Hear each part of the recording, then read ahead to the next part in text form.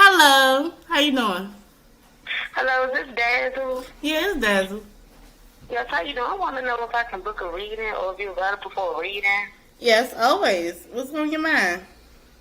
Okay, so I think my baby father's sleeping with the girl next door. What? And yes, because she always looking at me funny. She never really speak.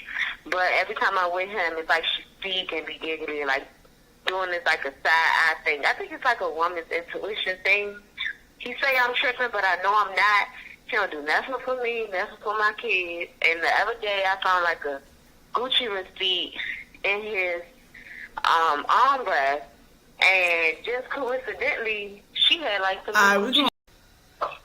Hello, am I speaking with Dazzle? Yeah, honey, you speaking to Dazzle? Yes. Oh my God, I'm so glad you answered the phone. I'm stressed the fuck out. I need a fucking reading. This is blowing me. Everything is fucking blowing me. It seems like everything is going fucking right for me. Okay. Are you gonna be able to do that for me? Do you have time? Oh yes, I have enough time. Go ahead. All you gotta do is relax. Hey, hello, how you doing today? Hi, how you doing? This is Mr. Mike. I'm trying to reach Dazzle. Oh, I'm Dazzle. What's up? What can I help you with? I got a party to say that you do readings, right? I got this situation. This bitch of mine, she been ghosting me, and then she come answer the door. Running at it was my man walking out the door, talking about what's up to me. What? Hey, how about that shit? All right, well, we're gonna do a reading on that because that sounds bad. And then she told me that they ain't do that for her. They ain't do nothing. She lied, ain't she? Well, we're gonna figure it out. I'm about to pull out these cards. Let's get into it. All right. All right. So All right. sit still. Let me shuffle my deck, and we're gonna figure it out. Hello, everybody. Please thumbs up. Please thumbs up. It's your girl Dazzle, and I'm back for another one. I'm doing another live. It's Saturday. I'd already been to work. I'm back. So, hello, Aisha. Hello, Miss Maya. Is it Mia or Maya?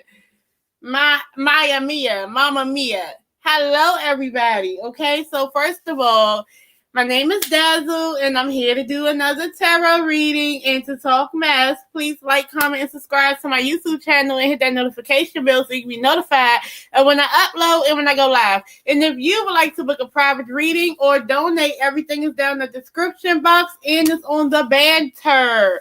So, I said banter. Banner. So, before I get into anything, everything I say here is all alleged and for entertainment purposes only until modern science comes up with a mathematical equation that the metaphysical science is in fact a valid form of science and all tools of divination are in fact valid tools of science. I mean, I'm talking about freaking oracle cards, tarot cards, dice, freaking charms, Ouija boards, pendulums, whatever you got going on, until science says that it's a fact and everything is accurate and they can use it in a scientific equation, then it is what it is, right? Hopefully we end up like Asgard. You know, Asgard, they think they're like gods, but really it's science mixed with magic, right? But anywho, you're wondering why I'm not showing my face yet. I'm going to show my face. But we're going to get into it, though, you guys, because it's a lot, y'all. First of all, Tory Lanez, he came out with his album. And then, of course, he was talking about women and Megan and how he was innocent. He told his truth, not the truth. I told y'all that's what he was going to do, and he did that. And not only that, he also shouted out Chris Brown. Okay. And, because he said, he held a nig down or whatever. He gave him some money with the woo because, that's his friend. He was one of the few people that looked out for him. And, his fans went crazy. And, it's an atrocity that, it's a crime against humanity that they got an innocent man in jail. An innocent man is locked up. He didn't do nothing. He ain't do nothing. Then we're going to also talk about the fact that there's a new lawsuit with P. Diddy. And this accuser is actually bringing in Drewski, Big CC, Odell Odom the second, right? Odell Odom. Who else? Oh, Jaguar Wright. Jaguar then went from telling her the truth about the industry and exposing to being a part of it, because now they're saying that Jaguar was a part of this trafficking situation that she's suing Diddy for. We're also going to talk about DDG and Halle Bailey. And basically, DDG been out here singing, "Baby mama ain't shit. She won't let me see my son." Okay, so he won't let she won't let him see his son. Okay, so that's what we're gonna talk about. And basically, because we see DDG all the time, but we don't see Halle all the time, we just gonna assume that Halle is the problem. You know what I'm saying? Because what if it's her? What if that good girl image ain't really what it is? You know what I'm saying? Maybe she's the problem and he ain't the problem, right? So we're gonna get into that. And then we also was gonna talk about Krishan Rock and the whole dating Alexis thing a little bit more closely, because I did like a little mini reading on it. But I do want to talk about it because I do find it crazy that when they were actually like big up in her, like it's almost like they just forgot that Krishan was out here trying to worry that girl into a miscarriage, trying to tell her that she should just have an abortion, just being so cruel to a pregnant woman. But now, since she thinks she married now, with no legal documents of marriage, but as married now I get to be nice, nasty, and talk down, or, talk like I'm above her, and I've already healed, sweetie, but yet and still, you're still hiding the fact that you done drunk and smoked and everything else during your pregnancy, and that's why your baby is your baby right now. But that's neither here or there, but I want to know what you guys want to start off with. I'm going to leave it to y'all to start off. For the first people on the docket, I'm going to ask y'all who y'all want to start off with, and you guys can tell me in the chat.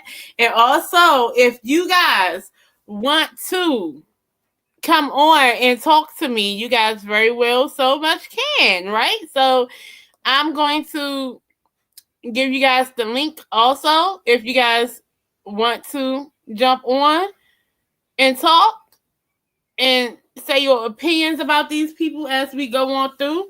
You guys can. So let me go ahead and, I don't know.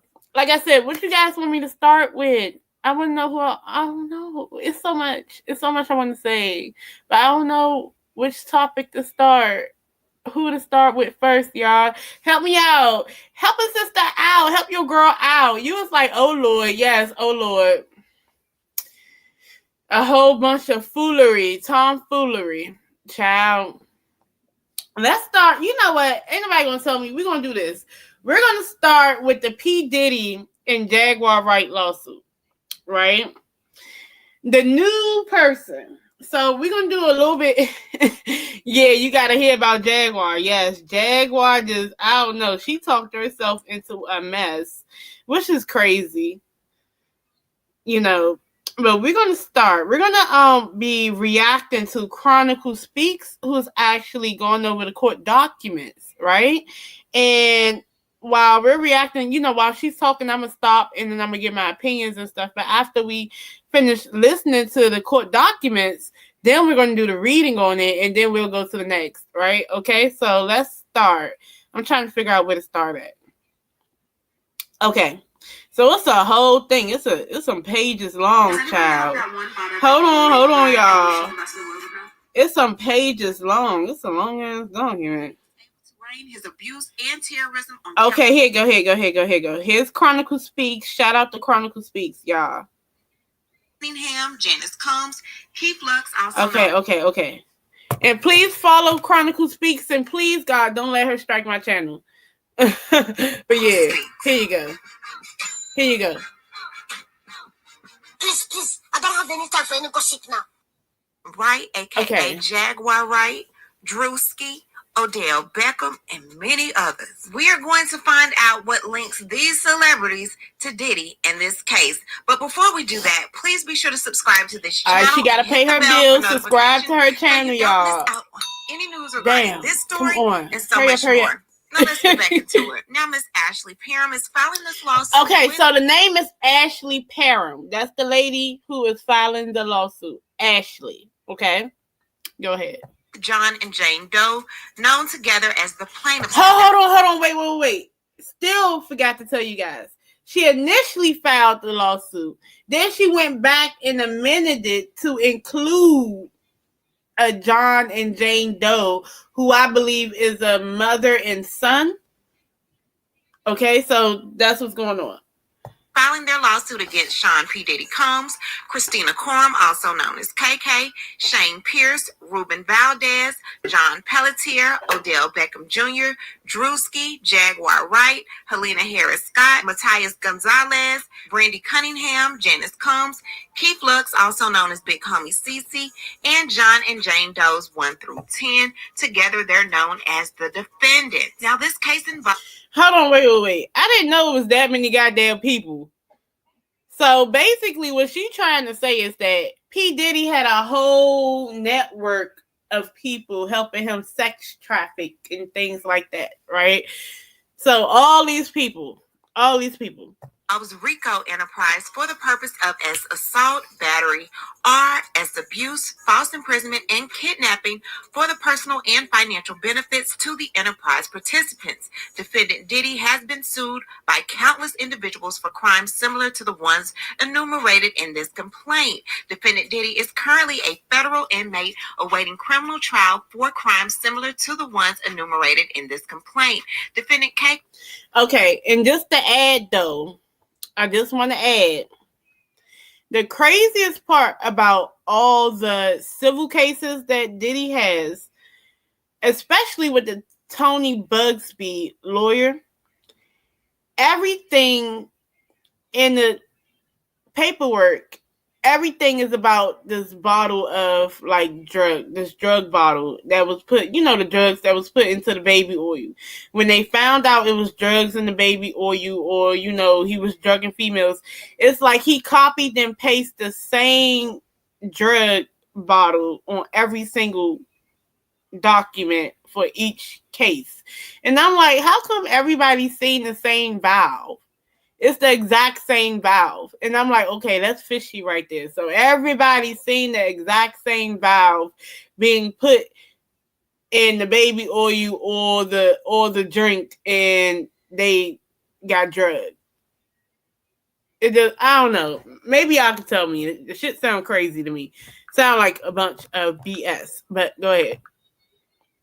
AK is an employee of Defendant Diddy, often referred to by Defendant Diddy as his right-hand woman. Defendant Diddy's predatory behavior was consistent and was well known by several individuals, including Defendant Diddy's employees, staff, friends, family, and associates. In fact, Defendant Diddy's sons are being sued for engaging in the same types of deviant behavior as their father, as pled in a Los Angeles Superior Court filing. Defendant Diddy was able to effectuate his crimes and evade capture and prosecution for his crimes for almost 30 years due to his position of power and influence in the entertainment industry. Defendant Diddy exploited his position and his relationships with powerful individuals to force sexual acts through exploitation, fear, manipulation, physical threats, emotional abuse, intimidation, and retaliation. Had any of the previous victims of Defendant Diddy been taken seriously, or had any of the abettors reported Defendant Diddy's action to law enforcement, Defendant Diddy's illegal and unfathomable behavior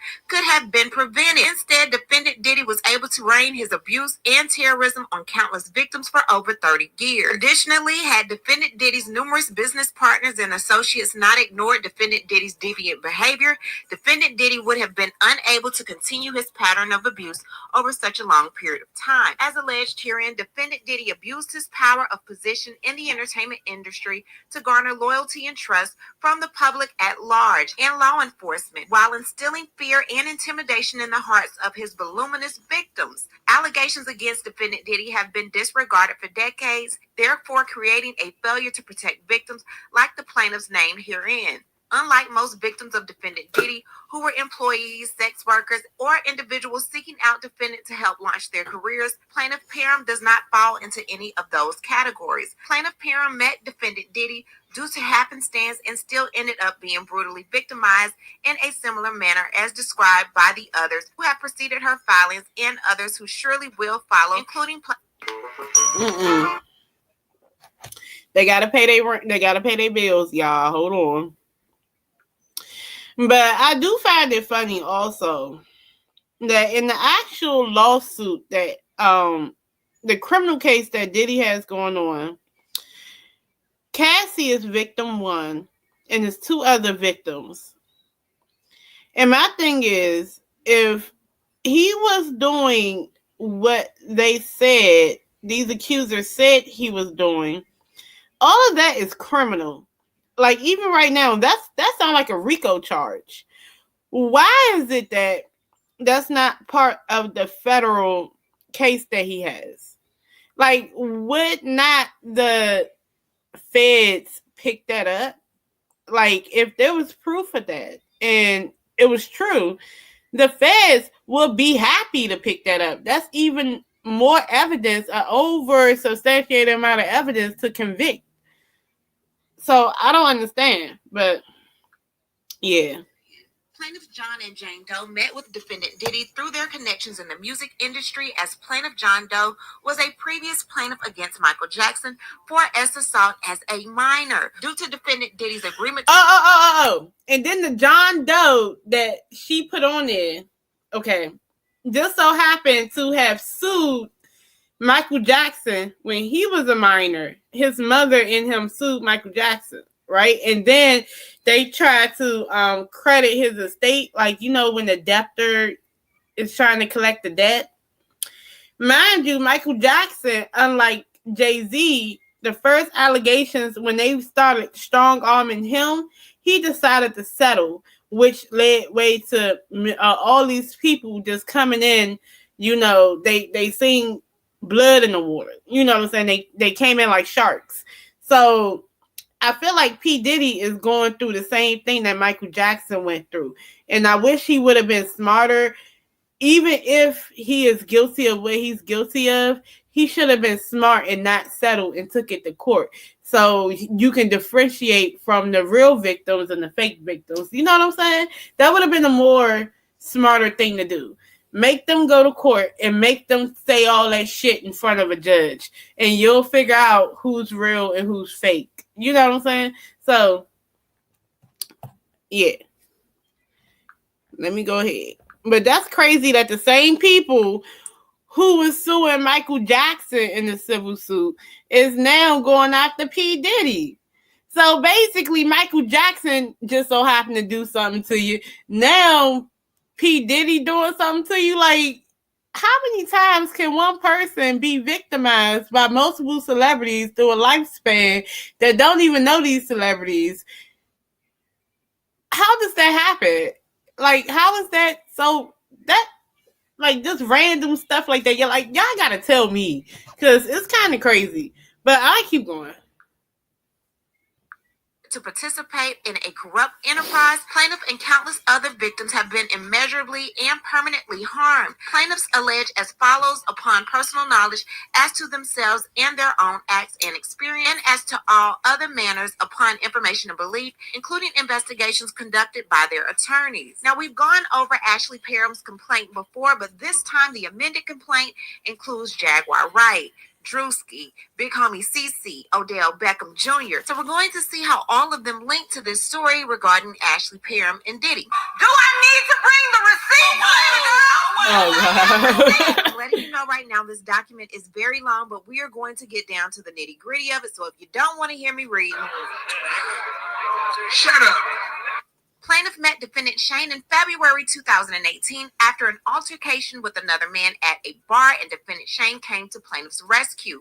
While outside the bar with friends and other patrons, defendant Shane FaceTime video called defendant Diddy and was showing people defendant Diddy in the video on his phone, attempting to impress the people with his famous friend. Defendant Shane then showed plaintiff defendant Diddy on the video call, which plaintiff ignored, stated she was not impressed by him knowing defendant Diddy because she believed defendant Diddy had something to do with the murder of rapper Tupac Shakur.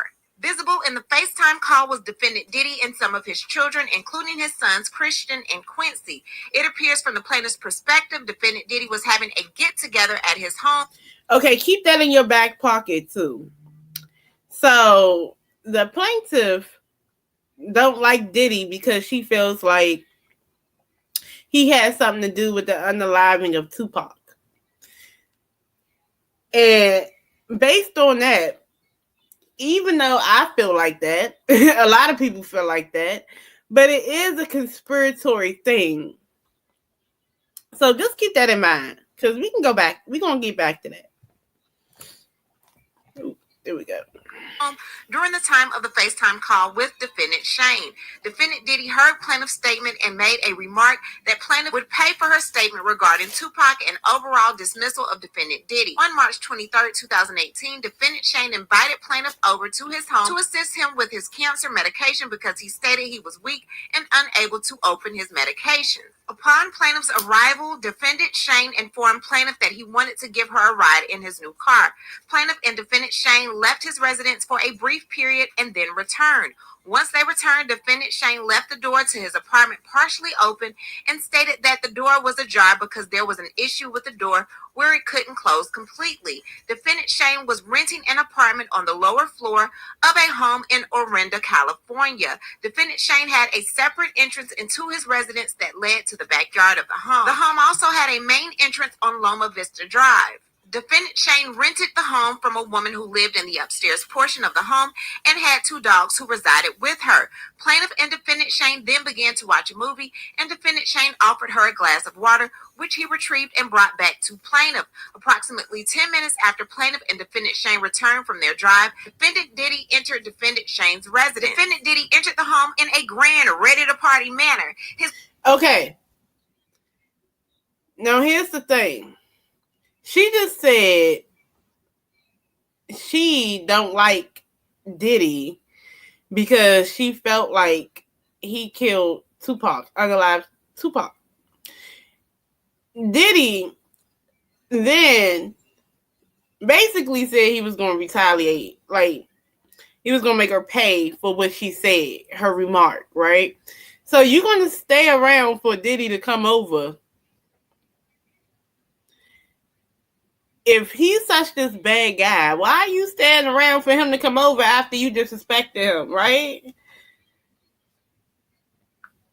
I don't know. What y'all think? His grandiose entrance was so loud that the dogs upstairs began barking. Defendant Diddy did not enter the home through the backyard entrance, but instead through the main entrance. Along with defendant Diddy were his bodyguards, defendant Big Homie CC, defendant KK, which is also known as Christina Quorum, defendant Brandy, defendant Doe number 2, who upon information and belief is a friend of defendant Shane and defendant Diddy's driver, Doe number 3, who remained outside and in his vehicle during the duration of plaintiff's assault. Plaintiff believes defendant Shane invited her to set her up to be assaulted by defendant Diddy because of the statement she made about defendant Diddy a month prior. Upon defendant Diddy's arrival, he immediately began to antagonize the plaintiff, stating that she thought she would never see him in person, pay for her statements about Tupac during the video call, and that defendant Diddy caught plaintiff. Plaintiff was in shock as she never believed that she would ever see or meet defendant Diddy in real life, let alone in the small apartment rented by defendant Shane. Defendant Diddy then began advancing towards where plaintiff was sitting on defendant Shane's bed with a knife and held it right to the side of plaintiff's face and threatened to give her a Glasgow smile in retaliation for her previous statements on the video call. Defendant KK, Christina Quorum, told defendant Diddy that she did not think that giving plaintiff a Glasgow smile would be advantageous to their potential clients who they could sell plaintiff for. Okay, you know where she got that from? Y'all remember when that one year on Halloween, P. Diddy dressed up like the Joker? And remember, the Joker usually has a knife with him. And, you know, during the Dark Knight, the movie, he was basically threatening people to give him, like, basically cut them from ear to ear, you know, make them smile like him, right? So that's the Glasgow smile, whatever type of thing going on. So basically what I'm getting is after she disrespected him, quote unquote, over FaceTime, she still stayed around over this man's house, and he pops up and he's ready to, quote unquote, party. And then all of a sudden he produces a knife and start threatening to assault her with it, right? And saying that he's going to give her one of those Joker smiles. Sex to. Defendant KK then made a threat to plaintiff that she could ship her off anywhere in the world and that she would never see her family or anyone she knew ever again. Defendant Shane then partially undressed plaintiff.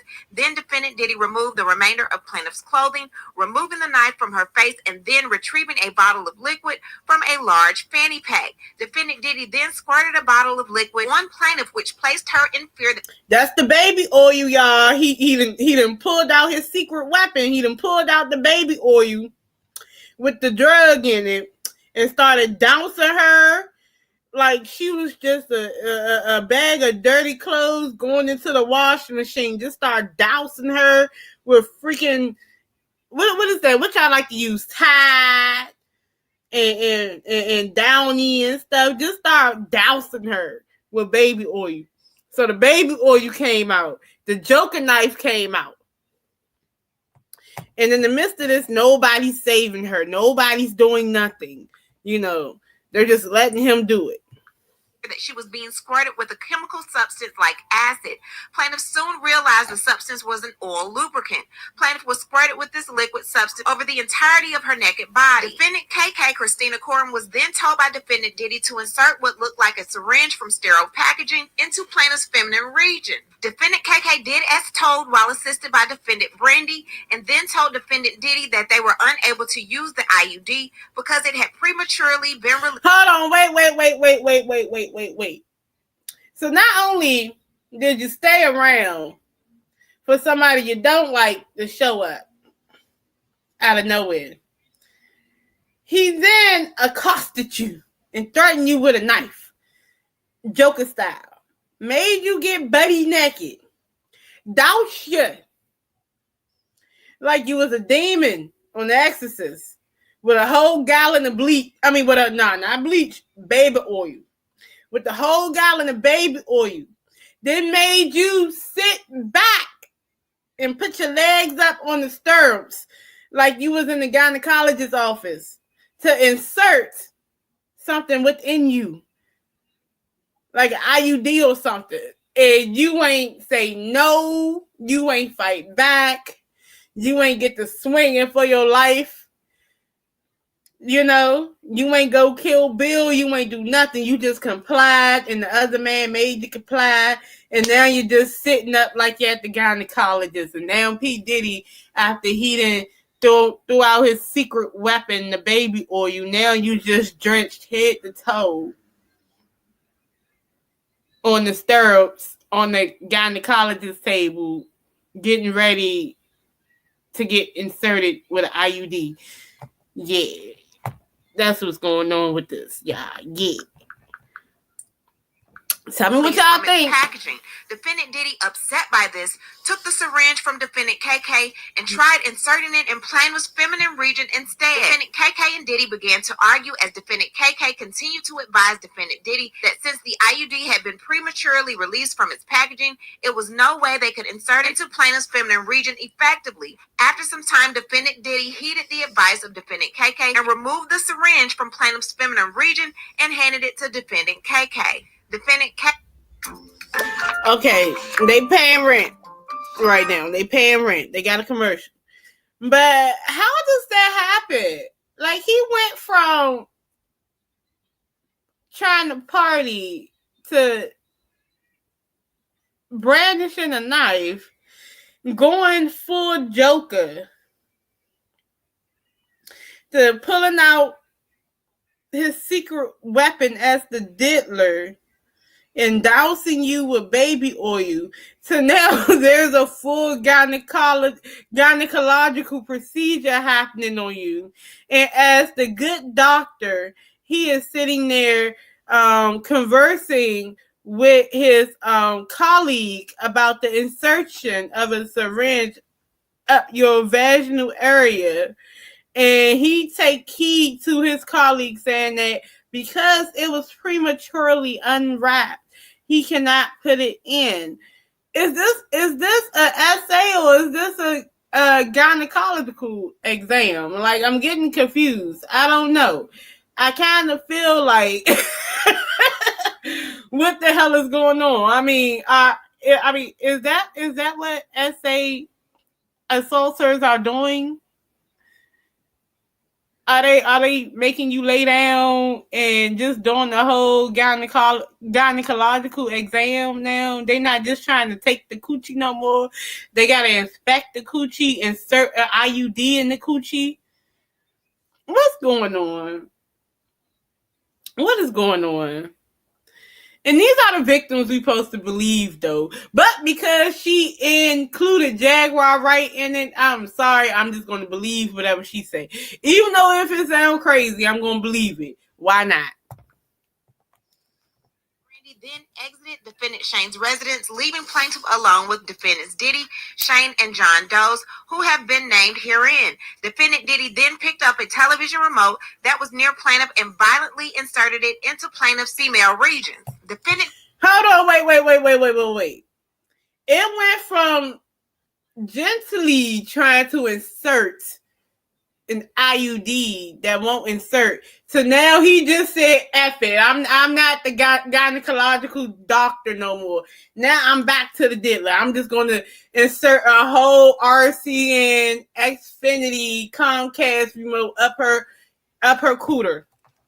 And then we're going to watch. Matter of fact, maybe it was the Netflix remote. We're going to insert the Netflix remote and we're going to watch Netflix and chill. Okay? That's what they decided to do now. That's what they're going to do. They're going to insert the Fire Stick remote up her hoo-ha and they're going to watch Netflix. That's what she said. Diddy, while violently eyeing plaintiff with the television remote, told plaintiff that her life was in his hands and that if he wanted, he could take her and she would never be seen again. Plaintiff began hysterically crying from the threats by defendant Diddy, along with the pain of being violently eyed in her feminine region by defendant Diddy with the television remote, as well as the lingering pain from the ordeal with the IUD syringe insertion. Defendant Diddy then instructed defendant Shane to turn plaintiff on her stomach, seemingly tired of hearing the plaintiff blood-curdling cry. Defendant Shane then grabbed plaintiff by her abdomen and hips and turned plaintiff on her stomach. Defendant Diddy then instructed defendant Shane to put a pillow over her head because he didn't want to see her face or hear her cries, and instructed plaintiff Shane to take advantage of plaintiff from her backside. Defendant Shane did as he was told by defendant Diddy and began to take advantage of plaintiff's backside. Defendant Diddy then violently eyed plaintiff by her backside as well. So she got anally gangbanged. That's what she's saying. Now, mind you, I'm joking and stuff, but we're going to figure out if she's telling the truth or not. To me, off bucks, I don't know. I feel like, nah. But you never know, right? They done said Diddy did everything in the world. And, I did do a reading that said in the federal stuff, whatever they did, whatever they said he did federally, he did. Now, with this stuff over here, this is not a federal thing. They just want some money, So, I don't know. This is a civil lawsuit. So, this is different. So, I don't really believe every civil case.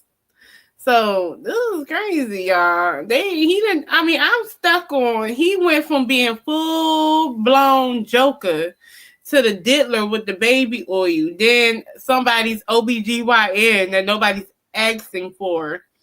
And trying to do a surgical procedure with an IUD, then going back to a vicious monster with a Fire Stick remote, and then now we're just going to put you on your backside. That's a lot of vaginal and anal bruising. Like, y'all really got to understand, like, when it comes to being raped, you will... If it's like that, you won't even be able to sit down. You have to have medical attention. You know what I'm saying? But go ahead.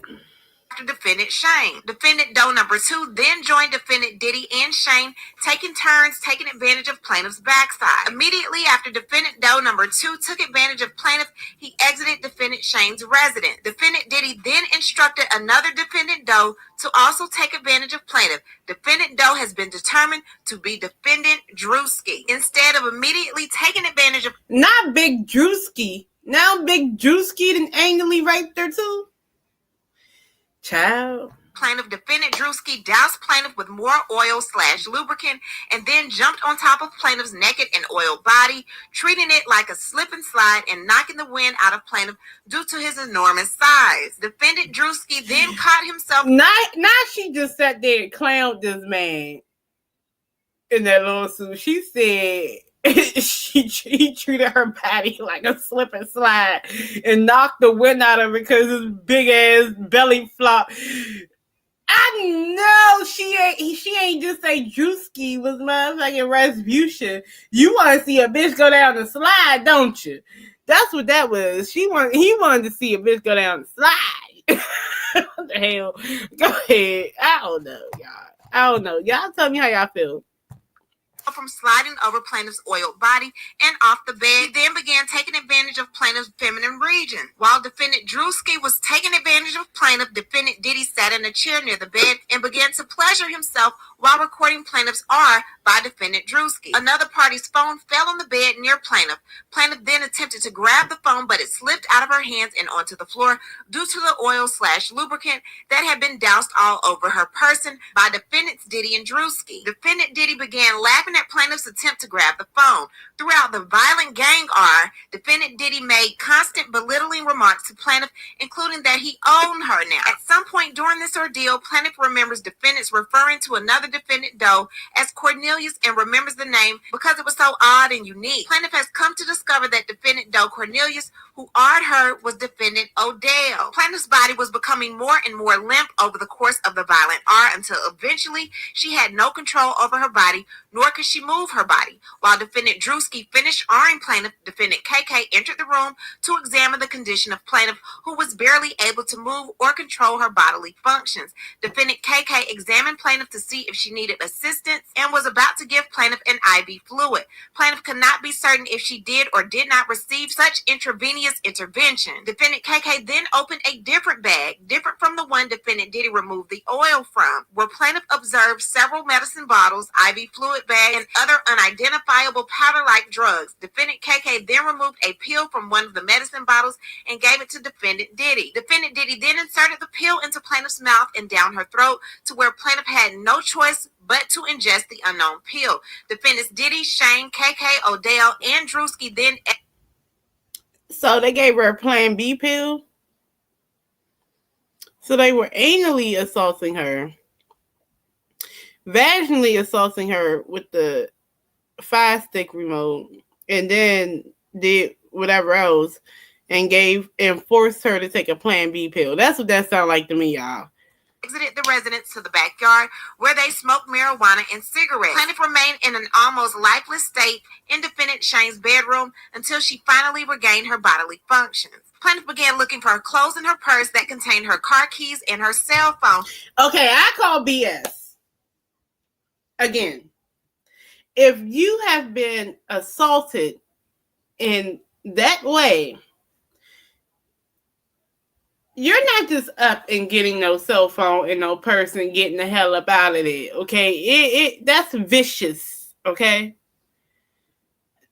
You need medical attention. But could not discover them in the room or anywhere in the apartment. Plaintiff was only able to find a t-shirt on the floor, which she put on to cover her naked body. Plaintiff also observed a black condom wrapper on the floor of the bedroom, which she assumed was used by one of the defendants, most likely defendant Diddy, during the R. Plaintiff then found a knife with the assistance of the Doe's plaintiffs and headed to the backyard where the defendants were smoking, as that was the only way to exit the premises onto the street. Plaintiff concealed the knife on her left side as she exited the apartment to the backyard area. Upon coming to the exit of the home, which led to the backyard, plaintiff was met by defendant's big homie Cece, who was standing at the door between the residence and the backyard. By the time plaintiff was able to compose herself and come to the backyard, defendant KK was no longer in the backyard, but upstairs on the patio balcony with defendant Brandy. Defendant Doe allowed plaintiff to walk to the backyard where defendants were still smoking. Defendant Doe did not see the knife that plaintiff concealed on her left side, as it was obstructed by the oversized t-shirt plaintiff was wearing. Plaintiff observed defendant Diddy still partially nude from the assault, while the other defendants had on their clothing. Defendant Shane then left to the upstairs portion of the patio balcony where defendant KK and Brandy were already situated. Plaintiff then sat down on a makeshift seat in the backyard when defendant Diddy noticed her presence and remarked that he was surprised she was still able to walk because he had given her enough drugs to take out a horse. Plaintiff then asked Diddy what he gave her, and he laughed and did not provide a response. Defendant Diddy then made further comments to plaintiff in a jovial, friendly manner, asking why they hadn't partied together before because it was so much fun and he hadn't had any ass that tight in a while. Defendant big homie Cece then quipped at defendant Diddy that he probably hadn't had ass that tight because he's not used to having backside sex with women, which defendant Diddy and Doe laughed at. Plaintiff then... Okay, wait.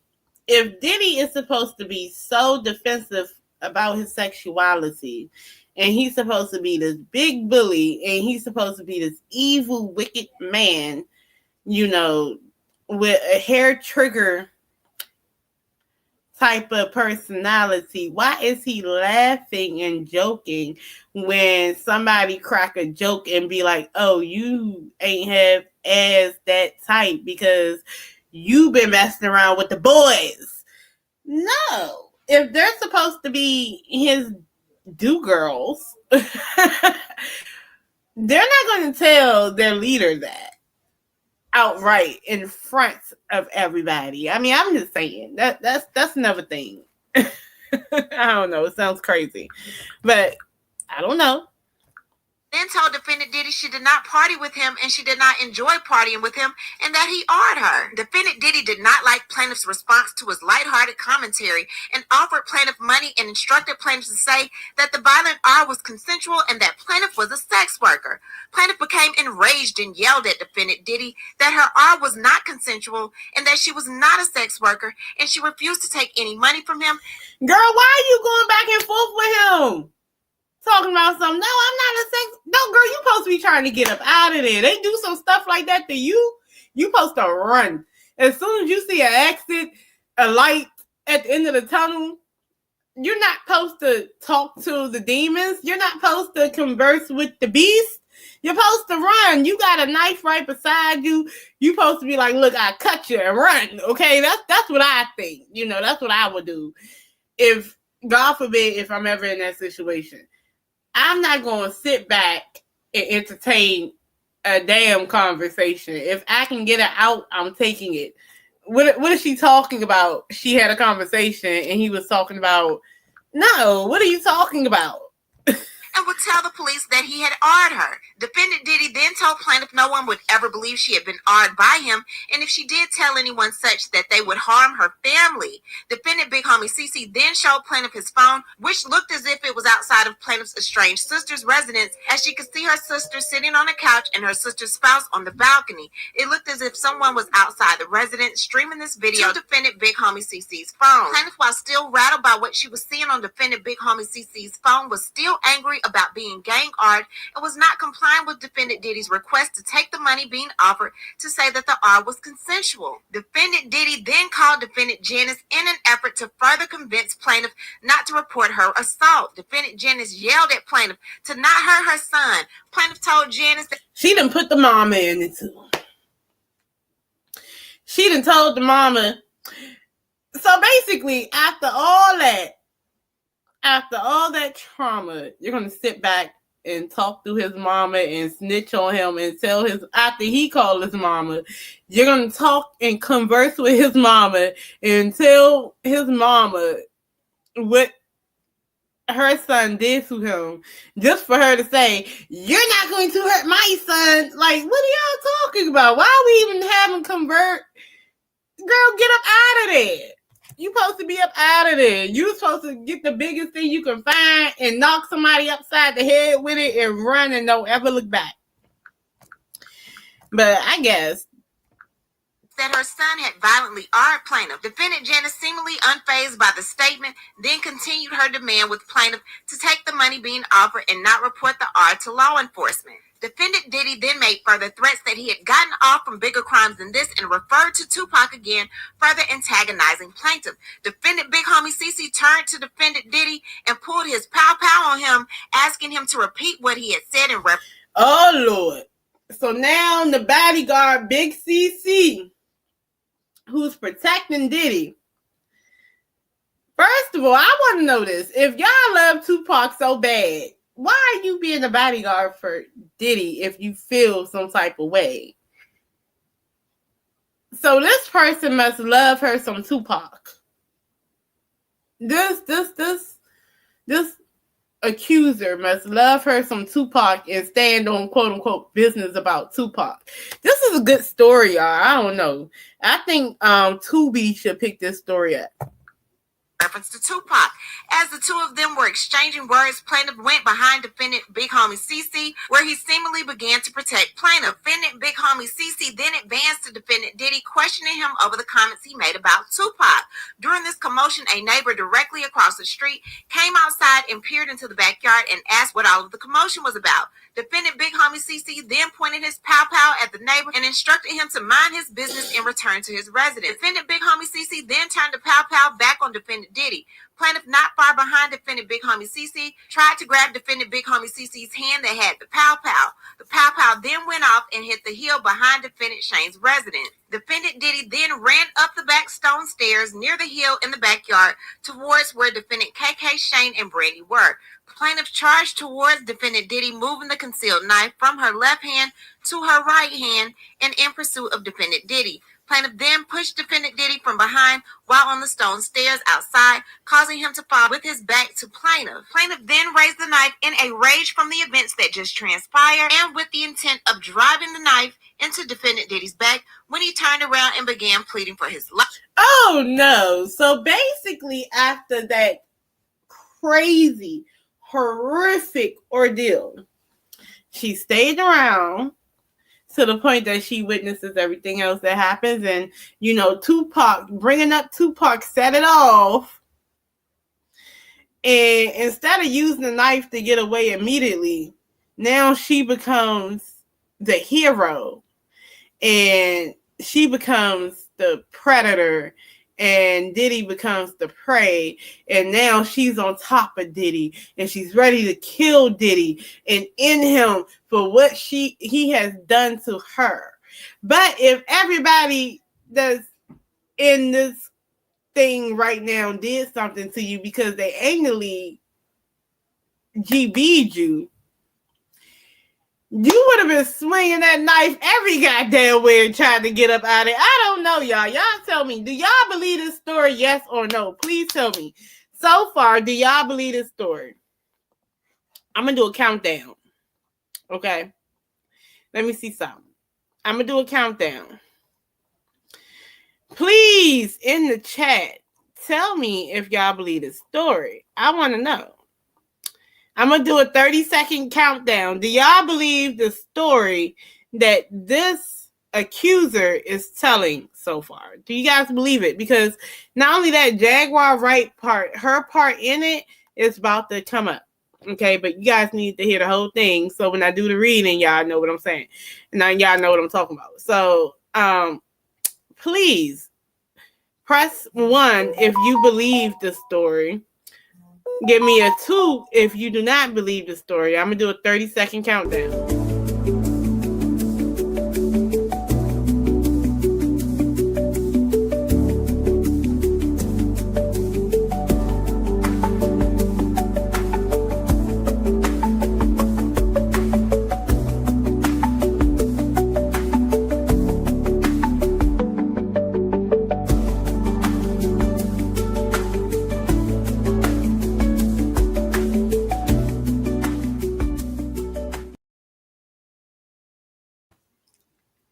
You said, Aisha said 2.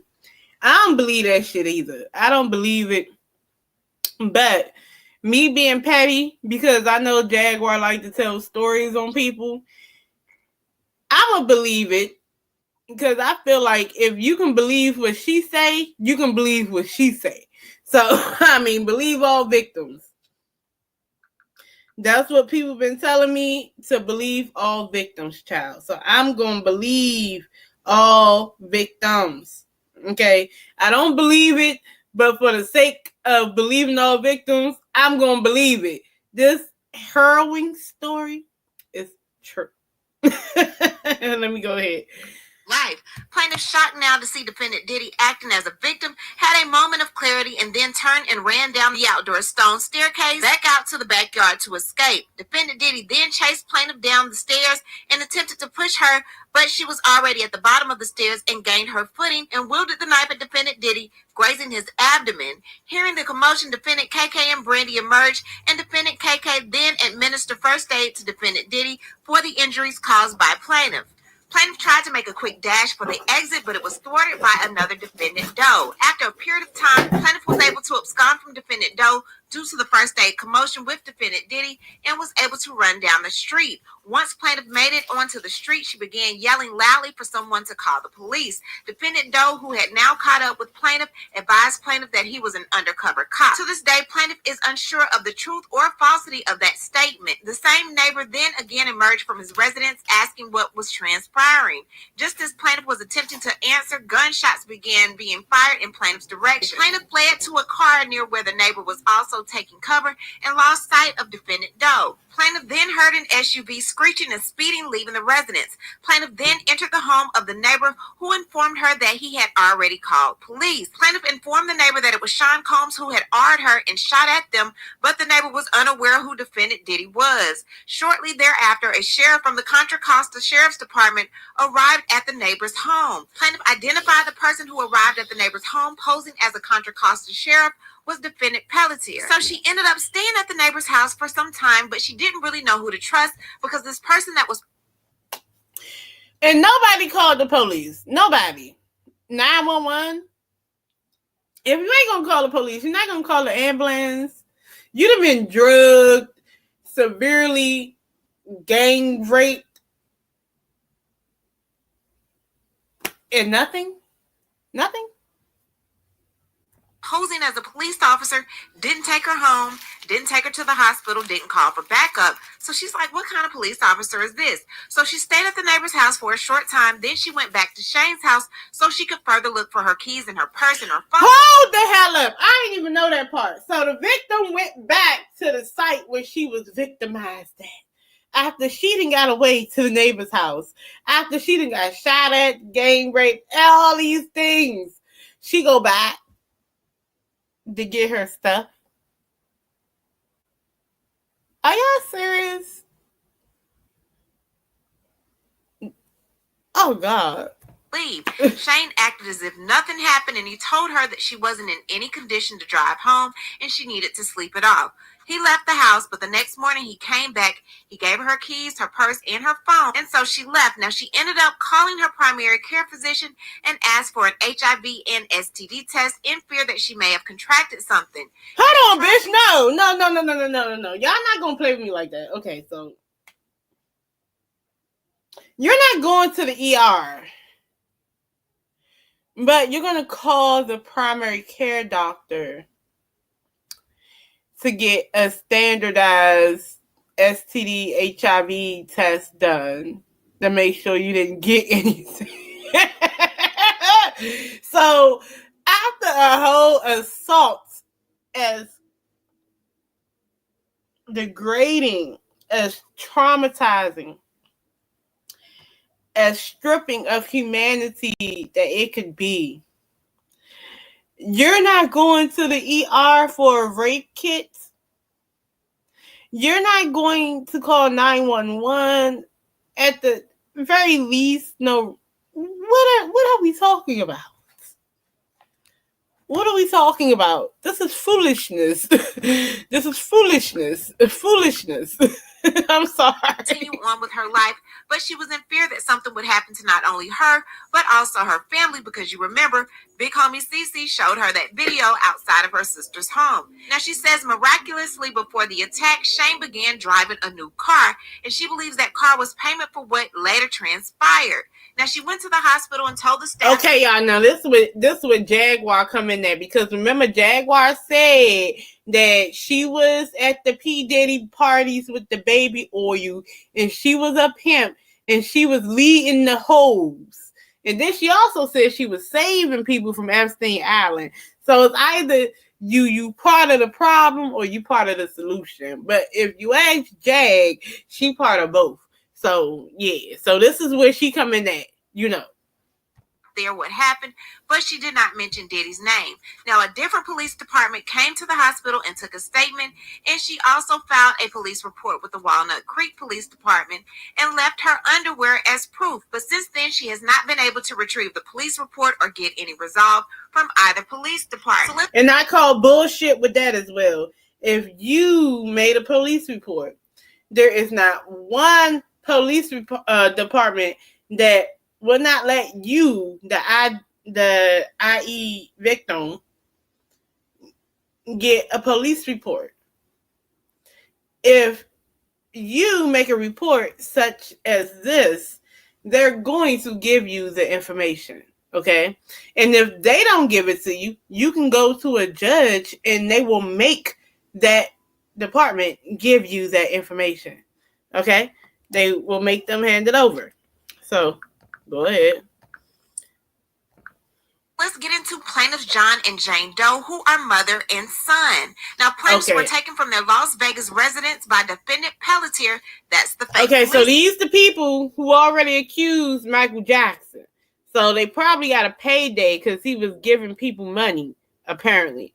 So they probably got a payday, and now they here on this amended lawsuit try and get them a little something too. You know what I'm saying? Hey, if it worked the first time, it's gonna work the second time, girl. Fuck that. You give me 500K, and now this a new situation such as this. We gonna have to get on that gravy train, child. We got mortgage and shit. Niggas need money. What are you talking about? Yes, I was there. Officer, as they walked to their vehicle, defendant Pelletier put a pow to plaintiff John Doe's back and instructed him to get into a black SUV regarding extraditing plaintiff for warrants to California. Now, plaintiff did not have any... Okay, they paying bills again, y'all. But yeah, this story is crazy. Honestly,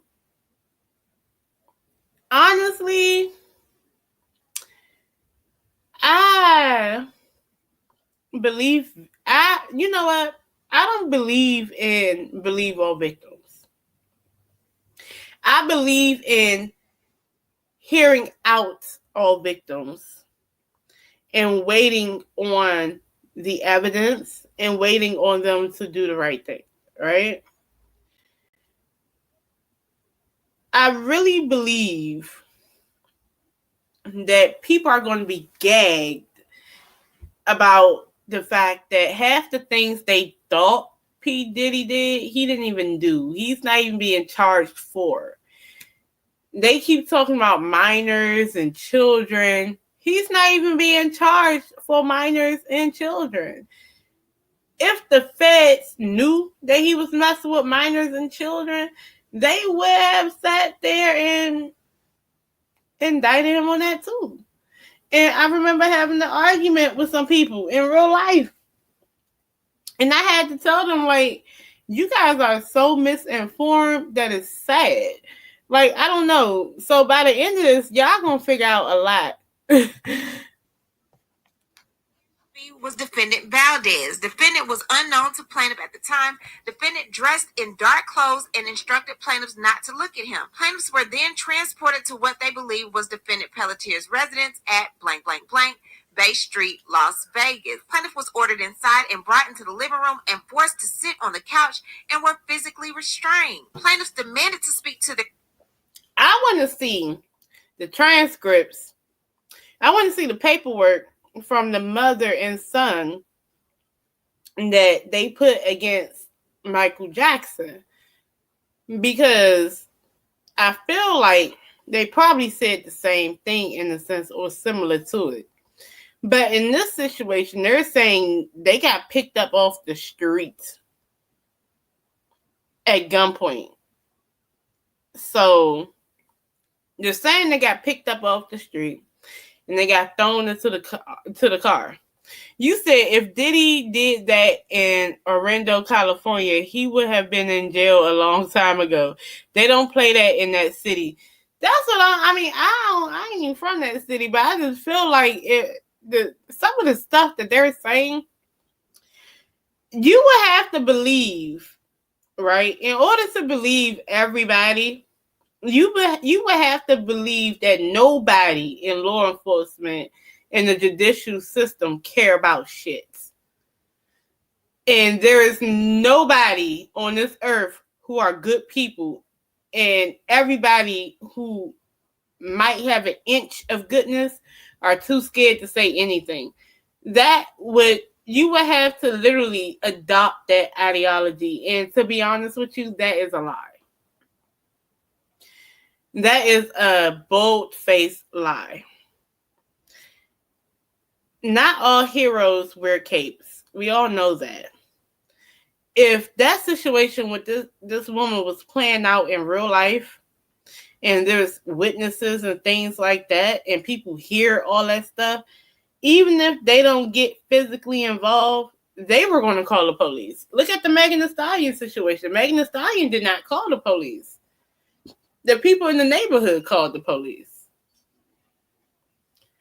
You know what I'm saying? So I'm thinking and matter of fact, the thing that put Tory Lanez under was the person that lived in the area that just said what he saw. You know what I'm saying? Like, honestly, I don't believe half this. I really can't.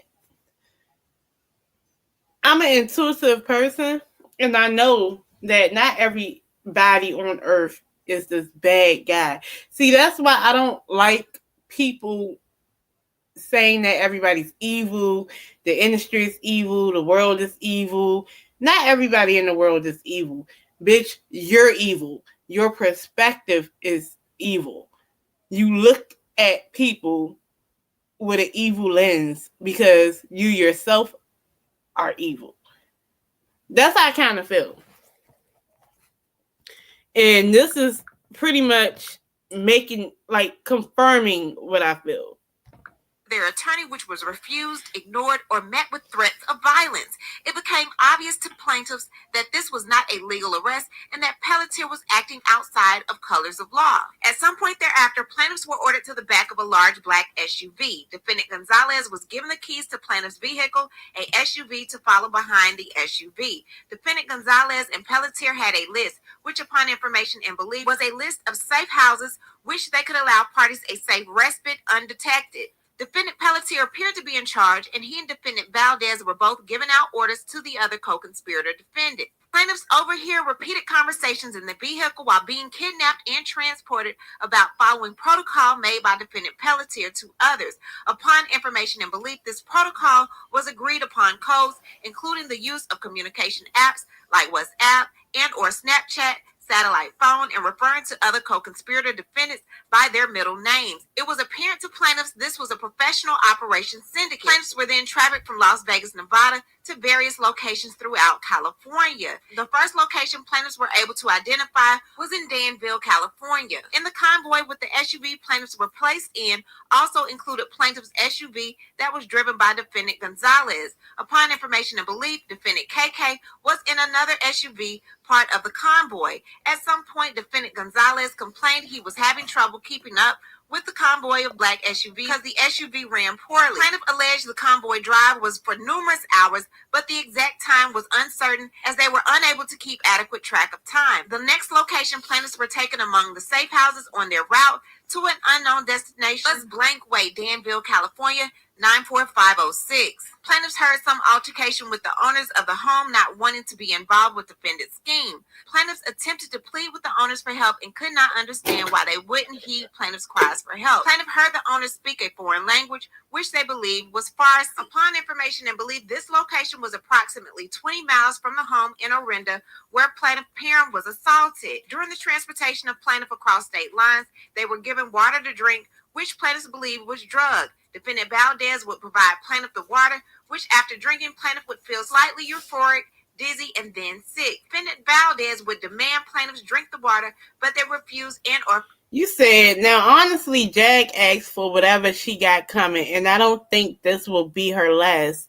No, I don't think so either, because to be honest, she went from saying what she feel like or seeing everybody else doing into putting herself in it. Like, even when I did the reading on the Kathy White situation, Jaguar, because she is infatuated with Jay-Z, she never been with Jay-Z. He never had sex with that girl, but she wanted to. And so she basically put out that she was one of his lovers and she was pregnant by Jay-Z before. And in fact, she was hiding in the closet when Kathy White, Jay-Z's mistress, and Beyonce got into it. Like, you were not in no closet, lady. Like, what? Like, but she keeps placing herself in situations that she heard about. Which is crazy, because now it's coming back to bite her.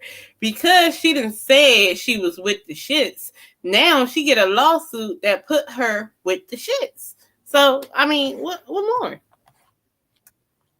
But I can't wait till the extra stuff come out, because now she going to have to start defending herself like she felt like she didn't put all these celebrities in the same situation.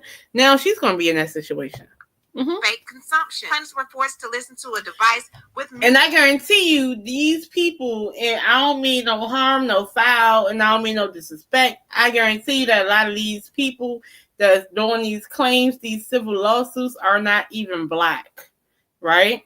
So basically, they don't give a damn about a Jaguar, right? Okay? When it's coming to money, when it come down to money, anybody in the industry was evil. Why? Because at the end of the day, they trying to get a payday. They don't care about her, right? So if they can get a payday and they see that Jaguar is getting bigger and bigger and bigger on the internet, they think she got money too. So why not try to get a little bit from her too? Hey, and these are people who already came after Michael Jackson. They ruthless. So she getting herself in some ruthless shit. Music similar to a device associated with defendant KK's nonprofit organization, Music Beats Heart, in order to prevent plaintiffs from eavesdropping on the defendant's conversation. At certain times, the music stopped playing, and plaintiff John Doe was able to get the earbuds partially out of one ear without defendants noticing to hear conversations about the plans they had for plaintiffs. Plaintiffs were taken to another location at Blank Boulevard in El Cerrito, California. Plaintiffs were able to keep track of their locations by remembering cross streets when they were finally let out of the vehicle for stops. At this location, plaintiffs observed an RV recreational vehicle arrive at the residence. During this stop is when plaintiffs noticed defendant KK was part of the convoy. At this stop, plaintiffs overheard KK being referred to as her code name, believed to be her middle name, Natasha, discussing visiting the UC Berkeley campus, as defendants seemed very familiar with the area and familiar with the city. Upon information and belief, this location was approximately 7 miles from the home in Orinda where plaintiff was assaulted. Plaintiffs were taken to another location at the Beacon Grand Hotel. Sir Francis Drake, defendant Shane, worked at the hotel as a manager. Plaintiffs were taken into the hotel through what appeared to be a side entrance by defendant Valdez, Pelletier, and Gonzalez. Defendant Pelletier told the co-conspirator defendants he would stay at a different hotel nearby so it wouldn't be linked to him. Once inside the hotel, plaintiffs were beaten and drugged by defendant Valdez and Gonzalez. Plaintiffs pleaded with Valdez and Gonzalez to be released and for mercy. Defendant Valdez and Gonzalez instructed plaintiffs to sign paperwork at gunpoint. When plaintiffs refused, defendant Gonzalez would pistol whip plaintiffs on the back of their heads. Defendant Gonzalez eventually gave plaintiffs a drink, which caused them to pass out. Plaintiffs spent the night at the hotel. Mind you, everybody's getting a drink. Everybody's getting drugged. You know, and I bet you it's going to be the same bottle that's on everybody else's evidence. Like, they seen the bottle and they see, oh God, like, I don't know, y'all. This shit is getting real elaborate. It is very elaborate. And Gonzalez and Valdez taking turns watching them. The next morning, plaintiffs were restrained and bound by their hands in front and were placed into a vehicle. Plaintiffs then saw defendants Jaguar and Helena. That's Jaguar Wright. Upon information and belief, defendants Jaguar and Helena were in a small sedan, light-colored, white or beige. Plaintiffs were then transported to the location of Plaintiff Perron's brutal assault on Loma Vista Drive by defendant Jaguar and Helena. Defendant Helena was the driver and defendant Jaguar was the passenger. Defendant Helena warned plaintiff if they tried to escape or run that she would have to shoot you. Defendant Helena also warned plaintiff not to throw up in her vehicle, saying, "You better not throw up in my car or get sick." Defendant Helena mentioned having two partners as backup who were bounty hunters. Plaintiffs were familiar with defendant Helena as she had filed a lawsuit against superstar singer Michael Jackson in 2005 and filed a creditor's claim against the Jackson estate upon his untimely demise in 2009. Plaintiffs were familiar with defendant Helena from her previous Michael Jackson lawsuit and had previously met with defendant at her home in West Hollywood to determine the credibility of her claims and if they were similar in nature to plaintiffs. Plaintiffs had reported defendant Helena multiple times to the LA NOC FBI field offices for her role in the crime syndicate with defendants Pelletier, Valdez, and other individuals. Plaintiffs attempted to make conversation with defendant Helena in which she admitted she was the same person who plaintiffs had met with previously. Defendant Jaguar, aggravated, stated, "You let them know who you are? That's really great." Plaintiffs noticed defendant had large brown bags and manila envelopes full of cash that was banded. It appeared they were separating the large sums of cash to distribute as they were placing cash into the manila folders.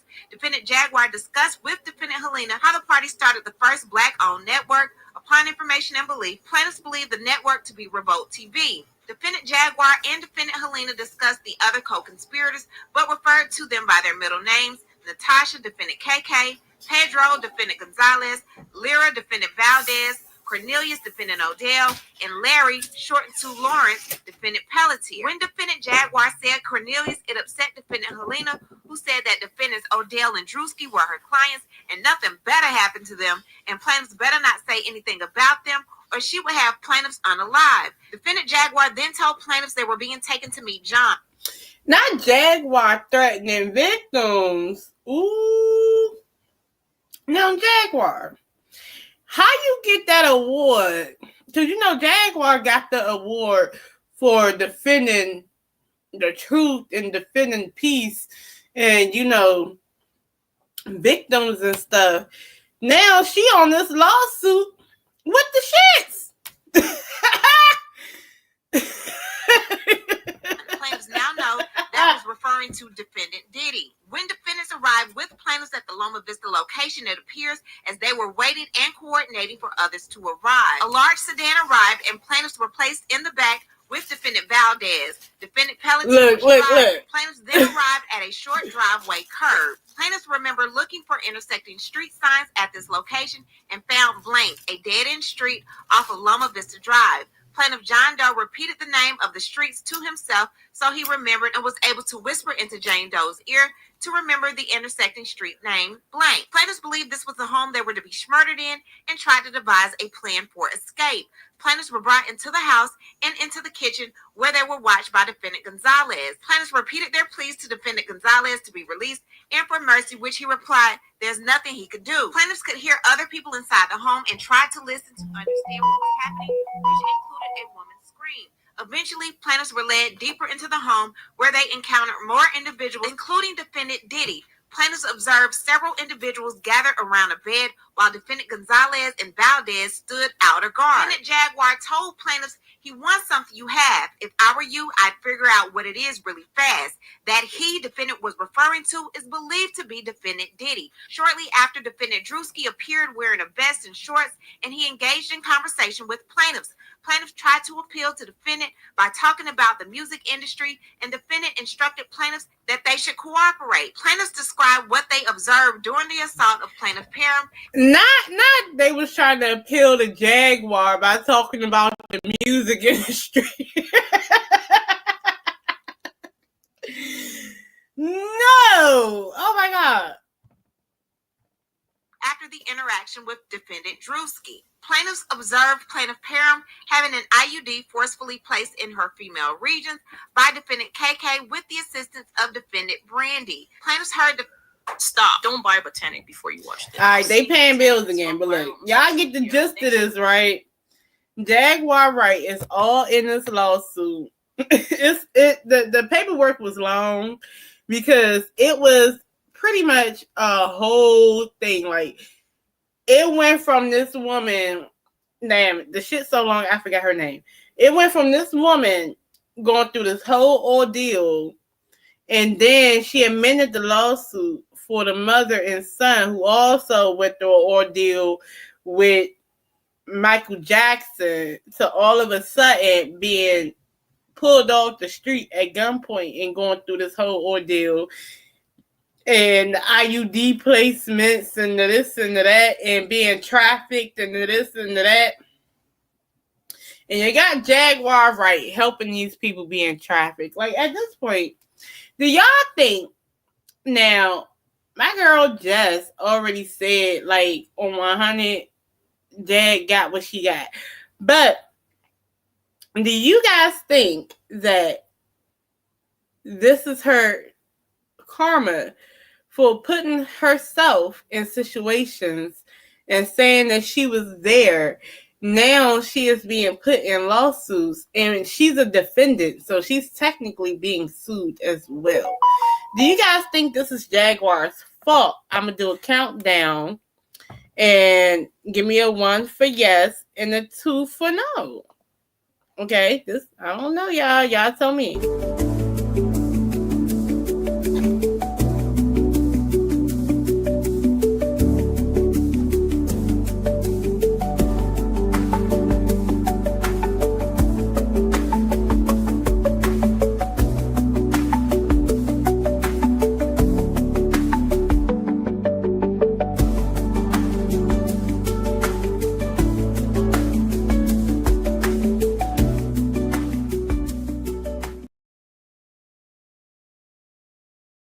Right, so y'all didn't participate. Oh, you said 1 for yes. So yeah, this is her fault to me. So, all right, you guys. So now it's time for the reading part. So, what's the first thing y'all want to know?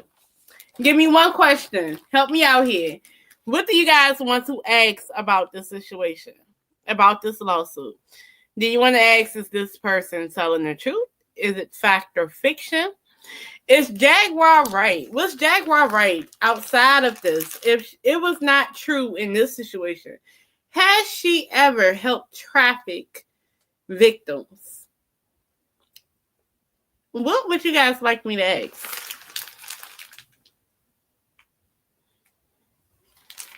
Like what? I mean,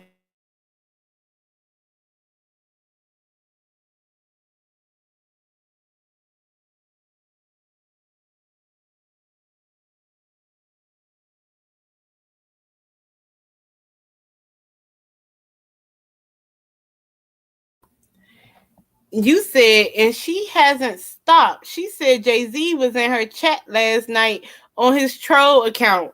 That was her. Y'all gotta know that Jaguar does a lot of projecting. So the things that she's claiming that other people do, that's what she do. She's a troll, and she does troll accounts. She likes that.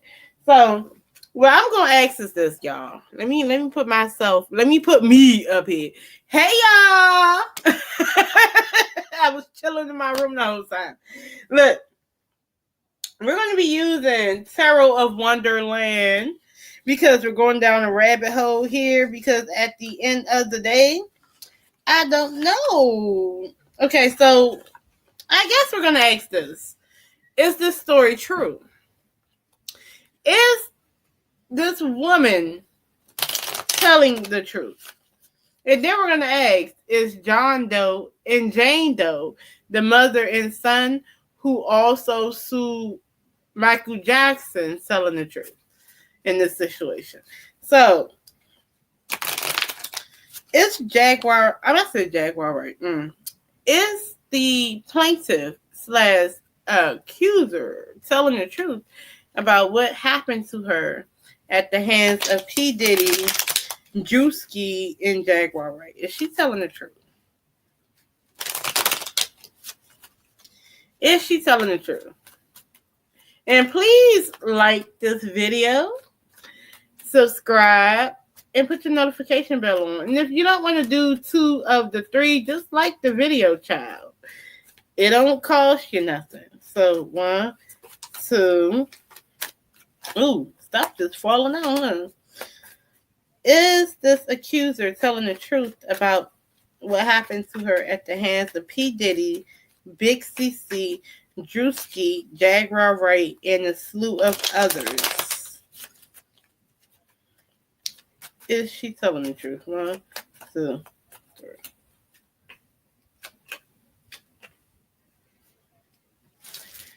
Okay, I'm going to tell y'all, and what the spirit want to say. The world, okay? See, this is when discernment comes in, right? Because if you're only going by yes or no, and you're only going by like yes or no cards, the world card will be yes, right?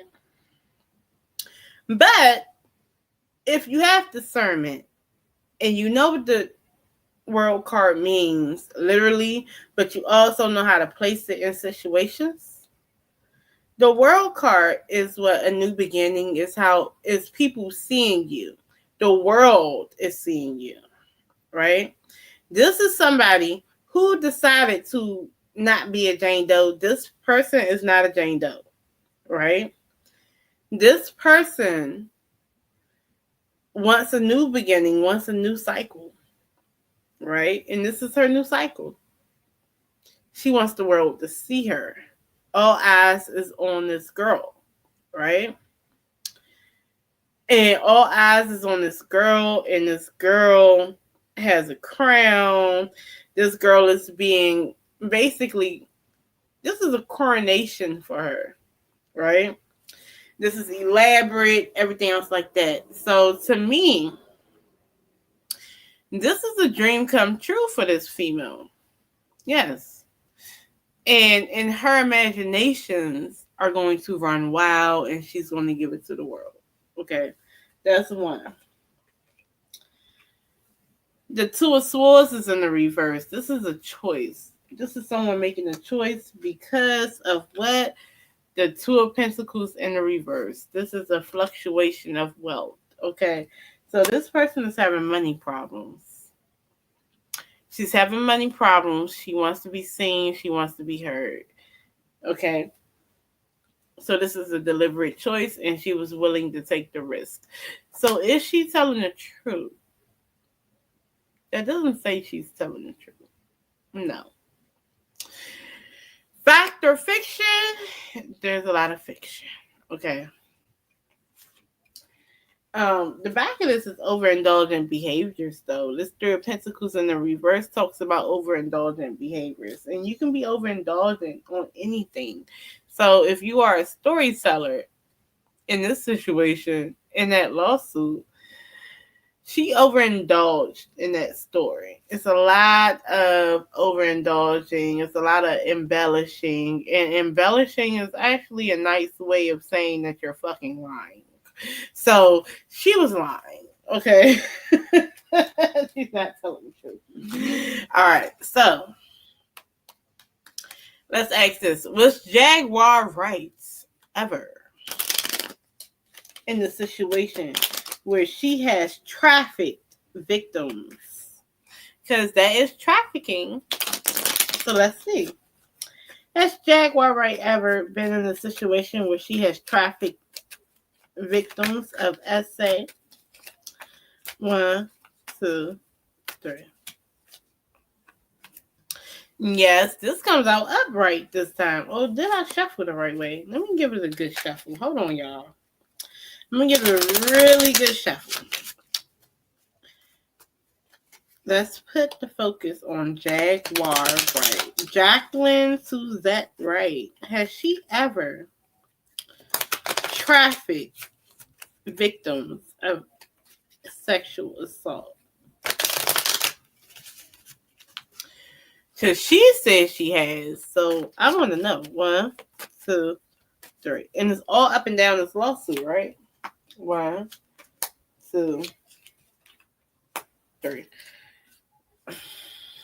Yes. Oh, God. Why? What is Spirit saying? The debauchery. The bullshit.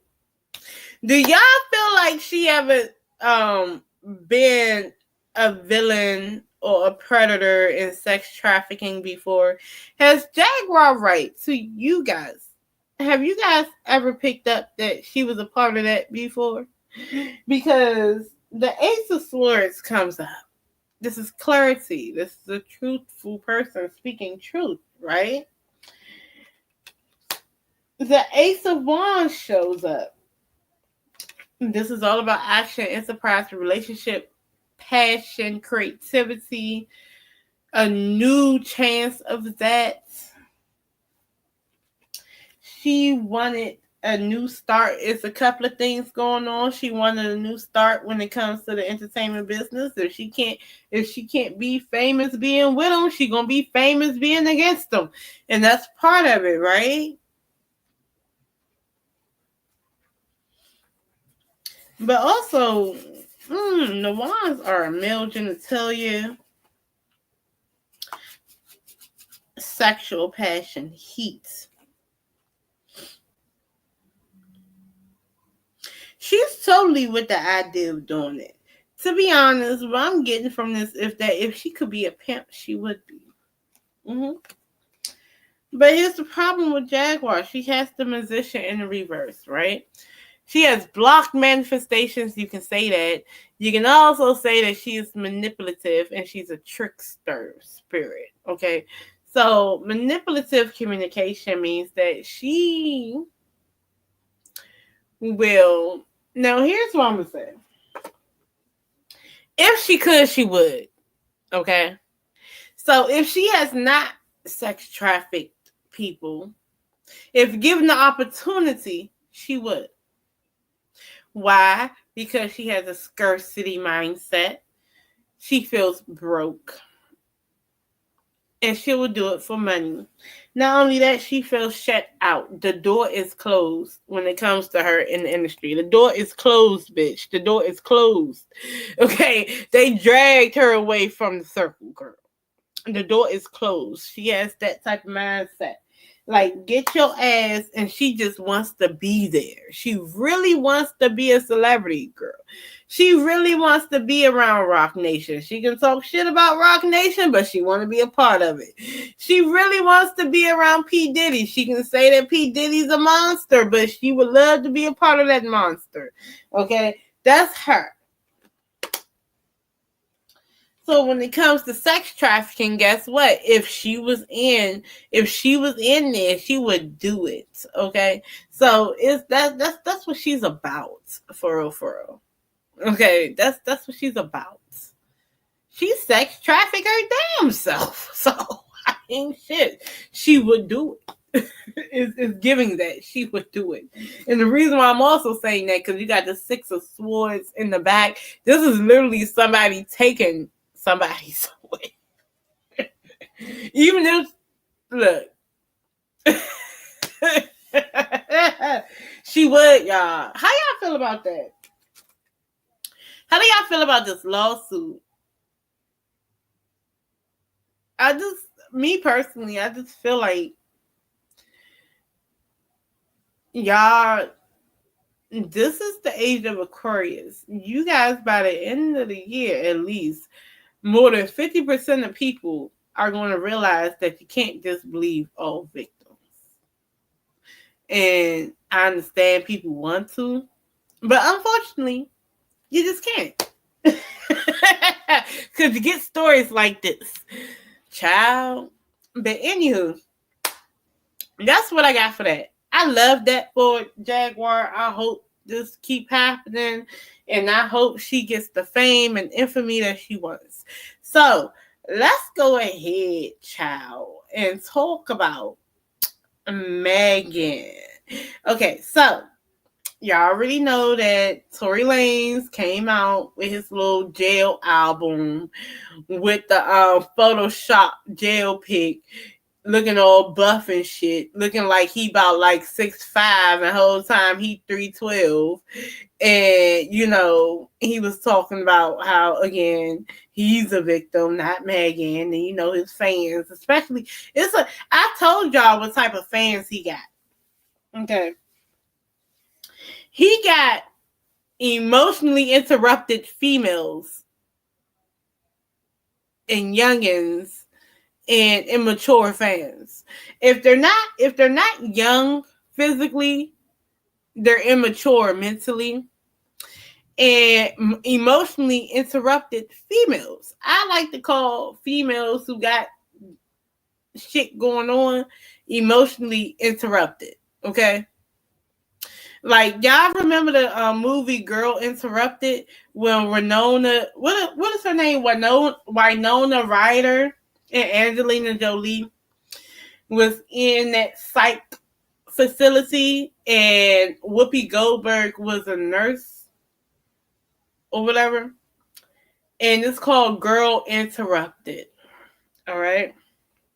These hoes are interrupted. That's who focuses on saying free Tory Lanez. Because if you are a person who take facts over feelings, then you understand there's a reason why he's behind bars. And it really doesn't have everything to do with Megan. It has everything to do with his previous charges and what he shouldn't have been doing in the fucking first place. And the fact that he's not even a fucking citizen. Like, come the fuck on. How y'all gonna vote for Trump and be like, take these illegal aliens out and take these freaking foreigners out that's committing crimes, but you're gonna tell me that this foreigner needs to be here that keeps committing crimes? Like, how the hell y'all vote for Trump and still say free Tory Lanez? No, Tory Lanez could be free and kicked out of the U.S. How about that? Like, what are y'all talking about? He don't need to be in the U.S. because he don't know how to follow basic rules of being a tax-paying citizen of the United States. You know, it's not the first time he abused anybody. He's a repeat offender, okay? He abused man and woman. Come on now, Dream Doll been trying to tell you about Tory Lanez. Don't nobody want to listen to Dream Doll. You know what I'm saying? I'm pretty sure his baby mama got a story to tell. You know? Look at the men he abused. How you beat ass? How you hit freaking August Alsina, then be like, I ain't never do nothing. I ain't do nothing. I wasn't even there. You ain't do nothing. They got you on video. So if you can lie about that, you can lie about anything, right? That's what y'all said about Megan Thee Stallion. I'm trying to figure out how y'all sit there and be like, I don't like her because she's a liar. You said, I'm so tired of Tory. Me too. I'm tired of Tory Lanez. But however, this is actually a visual testament of people who are interrupted. This is interruption. To be honest with you, I respect the person who learned from mistakes, right? Okay, you did your most negative big one, and now you're paying for it, right? I can respect you if you learn from it. You know what I'm saying? But he's not. He's still trying to push negative propaganda against Megan Thee Stallion. And the most ignorant, non-educational shit, non-educated shit that I ever heard anybody say was that when Megan Thee Stallion had the fragments removed, and they called it like sharp metal, or they called it like fragments removed from her foot, from her heels, and some is still in there. They said that's not really being shot. The fuck you mean? You got to be on crack to not know what that means. Do you not know? If you pull out a weapon and you shoot, and any piece of a bullet, any piece, it can be a small piece, enter into a human body, you're going to jail, bitch. That's what that is. Any piece. And guess what they're going to say in court? That person has been shot. And it's so messed up and it's so twisted because even his lawyers, his own lawyers, admitted that Megan was shot. How does that work? You bitches gotta be on crack. You gotta be on crack. Crack, crack, crack. I don't care. It must be some good ass crack. It must be some snow snake. It got to be pink cocaine. It got to be the shit Nicki on. Okay? It got to be.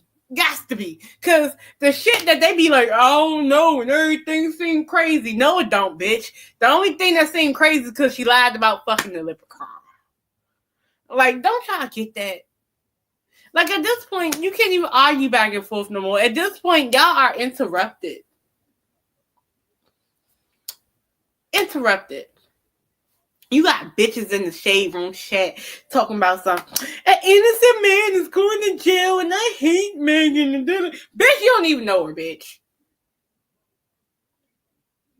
I can understand if you hate Megan because Donald Trump gave her a tax cut because, you know, he giving all the tax cuts to the rich. I don't like rich bitches right now because I got to work a little harder and my taxes ain't changing none. I mean... That's what I'm gonna be mad at. I'm mad at rich bitches and I'm mad at poor bitches. Okay, let me tell you who I'm mad at. I am mad at the rich bitches with the big ass tax cuts, and I'm mad at the poor bitches that got the food stamps because I make too much money and get food stamps, y'all. I tried to give me some food stamps. They won't give me no food stamps, bitch. That's who I'm mad at, bitch. That's who I'm mad at. Okay. If y'all on that tip, I agree with y'all, but I'm not mad at Megan. You want to call her a hoe, well, Tori's a hoe too. Now what? I mean, the same STDs she can get, he can get. You know, if you get an STD and they go untreated, both can be sterile. I mean, shit, AIDS ain't got no name or gender on it. So, I mean, shit, if you call her a hoe, call that damn short nigga a hoe. He was trying to fuck everybody. But, you know who came to save him? Chris Brown gave him a little bit of money because, because the stuff I went through with Rihanna, and I understand how it affects your career. But what about the other bitches you didn't hit? What about, what's her name, Karuchi? That should sound like a wedgie. That sounds like a coochie wedgie. Karuchi sounds like the name of a coochie wedgie. So look. Wasn't he harassing Karuchi? I was about to say Karuchi. But yeah, he was harassing her. Right? Wasn't he doing the most with her? Wasn't he being toxic with her? Most likely putting hands on her. So it wasn't just Rihanna, nigga. Y'all wouldn't sit there and be like, oh, Rihanna. Nah, what about the other females he was dealing with? And then Tokyo Vanity had to verbally bat him upside the head and drag him. You know, you like everything of the white persuasion. I mean, shit. Coke, cigarettes. I mean, But I do love me some Chris Brown vocally. But these people are not these women's saviors, and I don't understand how. So here's my question. And I don't be wanting to understand. I just don't. Okay, some stuff I don't want to understand. It's not that I can't be like, okay, well, you're allowed to sympathize and empathize with who you want to sympathize and empathize with. But to be honest with you, half the shit, no. And in real life, what's messed up in real life? I'm doing this rant, but what's messed up in real life? Do you not know? When Tory Lanez fans was at that damn court case after the verdict and stuff, the whole court, the whole professionals, like the prosecutors and the defendant lawyers and the judges and shit, they was looking at y'all like y'all was stupid. They like, I don't understand. Like, how can y'all be mad at Megan? Like, she ain't even the one that's pulling the charges up. That's for one. For two, what do you mean she wasn't shot? Y'all still don't believe she wasn't shot? I don't understand. They was looking at y'all like y'all was crack babies. Like, on some real shit. They literally looked at them like that. Like, I ain't gonna lie. After the judge read the verdict with Tory Lanez, and I'm pretty sure they seen the backlash of Tory Lanez fans. How did the judge really feel about Tory Lanez fans? I just want to know, because I know he felt like they were crack babies. The public school system failed them, and they need to stop consuming high fructose, and they need to stop eating hot Cheetos and pickles. And they just need to stop. Whatever they doing, stop. If you drinking, drink half. Like, just stop. So how did the judge feel? 1, 2, 3. That judge was like, look, I judged right, and that judge was like, and he guilty, and I judged fairly, and you see that face? He like, and that judge don't give a fuck. That judge was like, look, the King of Swords is a fair person. That King of Swords is a judge. Matter of fact, you pull the King of Swords card out, it would be a judge, okay? And upright, they look at all things, okay? They look at everything and they come up with a just decision, okay? He or she felt like that ruling was just, and y'all not gonna sit there, y'all sitting there looking like that and saying all that. Oh no, I ruled truthfully. I ruled based on the truth. What was y'all doing? Smoking crack. I was doing. But look, I'm gonna put the link down again if anybody wants to come up. Like,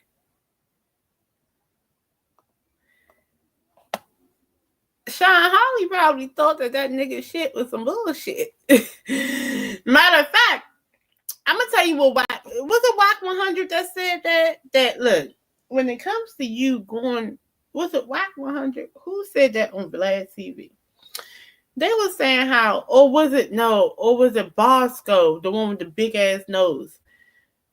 Honestly speaking, if you got a victim that's still alive to be a witness, you don't need to be out here trying to take this shit to trial. You don't need to be out. That's what he said in a nutshell. You really don't. And that's the truth. If the victim is still alive to go to court and make a testimony, go on the stand, you shouldn't be fighting that. You shouldn't. But I don't know. If a victim points you out, you're cooked. You really are. You're fucked. I don't know what else to tell y'all. And then in California, you even smell like a gun. You're getting 3 years. What are you talking about? Like, what are y'all talking about? Okay, so he mentioned the lawyer, Sean Hawley. What does Sean think? Yeah, what does Sean think after being mentioned? Like, what does Sean Hawley think? 1, 2, 3.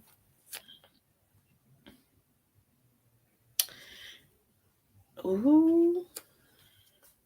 I get this again. I get the King of Swords again. But it's in reverse. Now,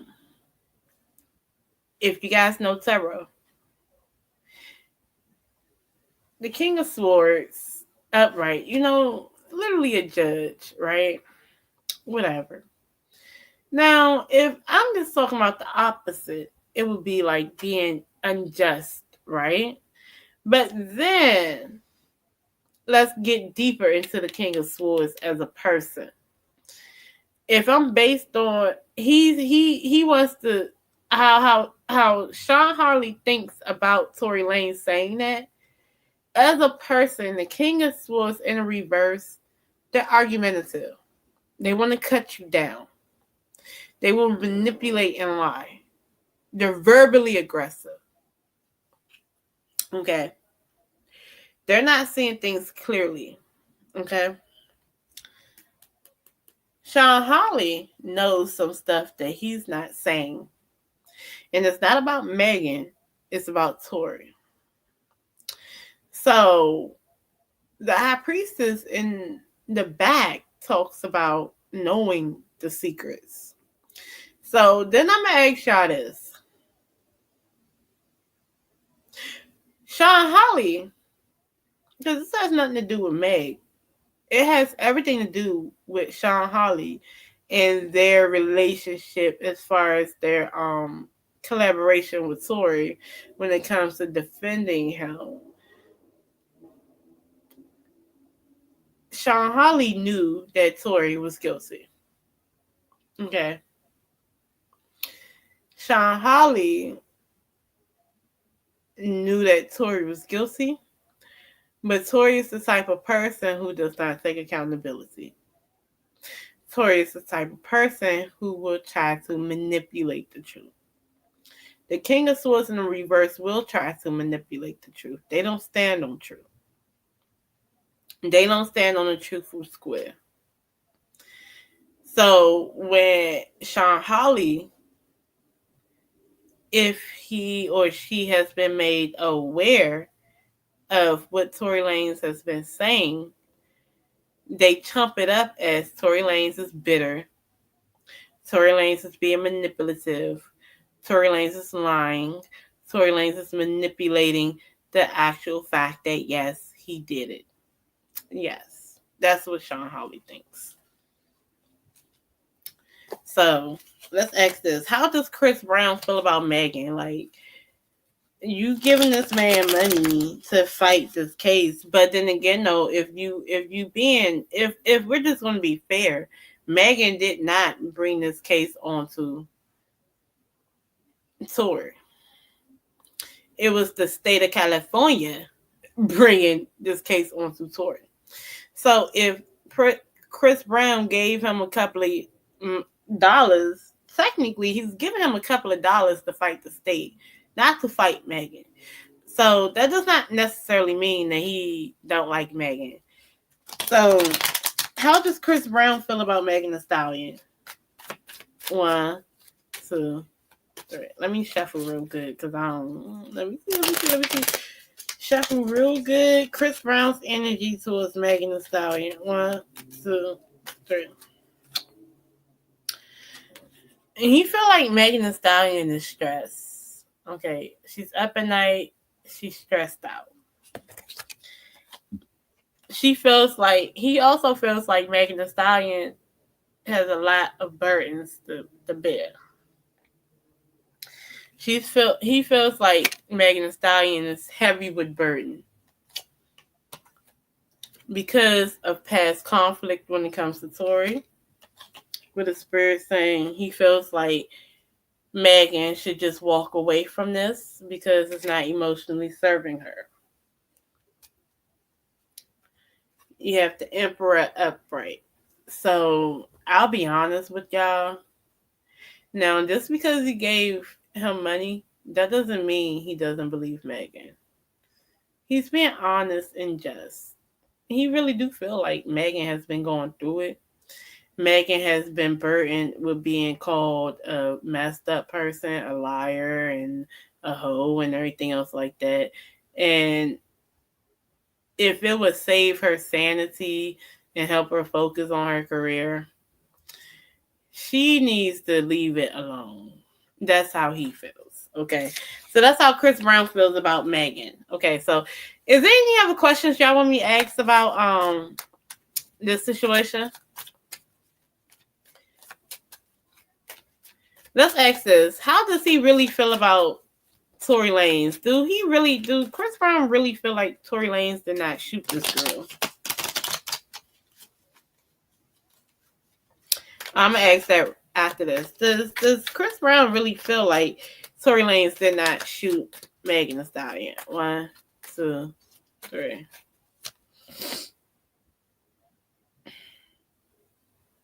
He feels like maybe it didn't happen that way, whatever. Maybe it's a misunderstanding. Look, I'm giving my cup of love right here to you.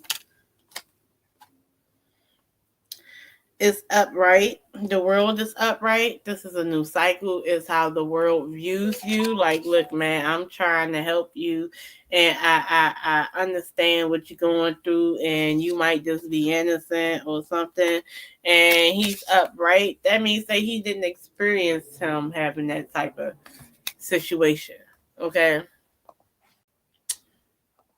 You said, is Tory album a violation of his current gag order, and will his appeal be granted or denied? Okay, so, but I'm gonna ask y'all this. Even if it was granted, I don't know. Let me see something. Will Tory Lanez's appeal be granted or denied? Let's ask this. Let's be honest. Will it be granted or denied? 1, 2, 3. When is his appeal anyway? 1, 2, 3. The world card shows up. The sun is in reverse. The wheel of fortune upright. But the 3 of swords is there.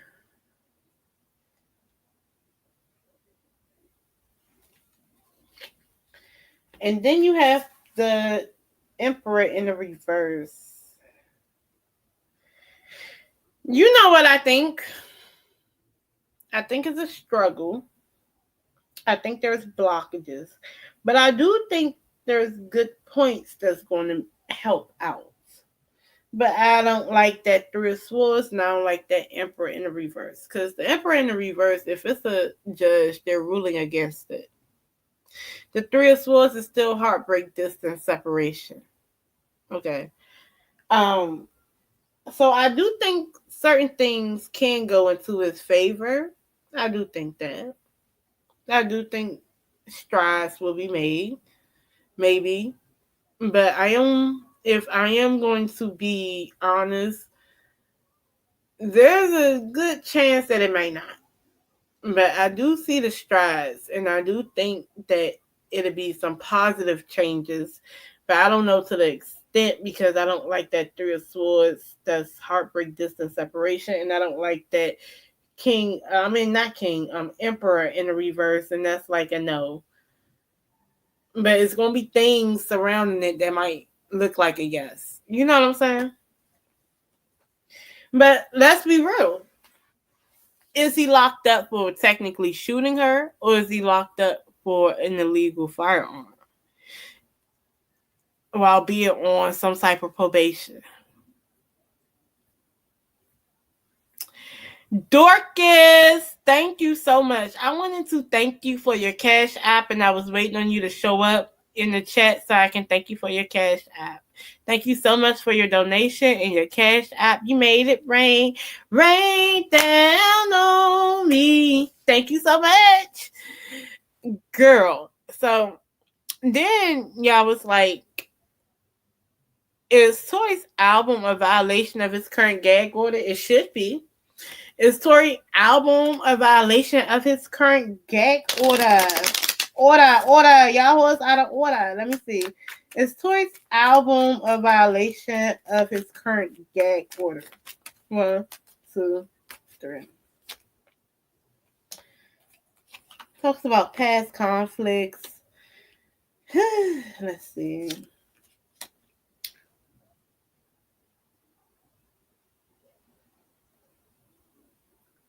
Unless it was already done before the gag order. He took a risk. He know he's going to have to talk to a judge about it, though. A judge is going to have to review it. Yes. A judge will have to review that. Okay? I don't... Because it's talking about the conflicts. It's talking about the 4 wands in the reverse. It's shaky. And the judge will have to review it, but then it's going to go on along the lines of creativity, how long he was speaking on it, this, that, and the third. I didn't actually listen to the album, but yeah, crazy work. But oh my god, crazy work, y'all. But like y'all, like and subscribe, y'all. But a lot of the stuff with Tory, how will the mediation with Megan and Milagro go? First of all, Milagro is getting sued, and she's going to lose, okay? And to be honest, Megan don't want to mediate for real. And when you go into mediation, y'all, you can literally say, I ain't got nothing to talk about. We going to court. So, and Milagro ain't make it hard to be like, nah, bitch, I'm going to sue you. But let's see. How will the mediation with Milagro and Megan Thee Stallion go? You know, Milagro is talking all this big fly shit to y'all, but I intuitively and wholeheartedly know that she talking to lawyers and shit and telling Megan sorry on some real stuff. Like, she's going to give that bravado to y'all, but it ain't like that in private. Trust me. Not when there's so much money on the line. How will the mediation go with Milagro? Will it go well with Milagro and Megan?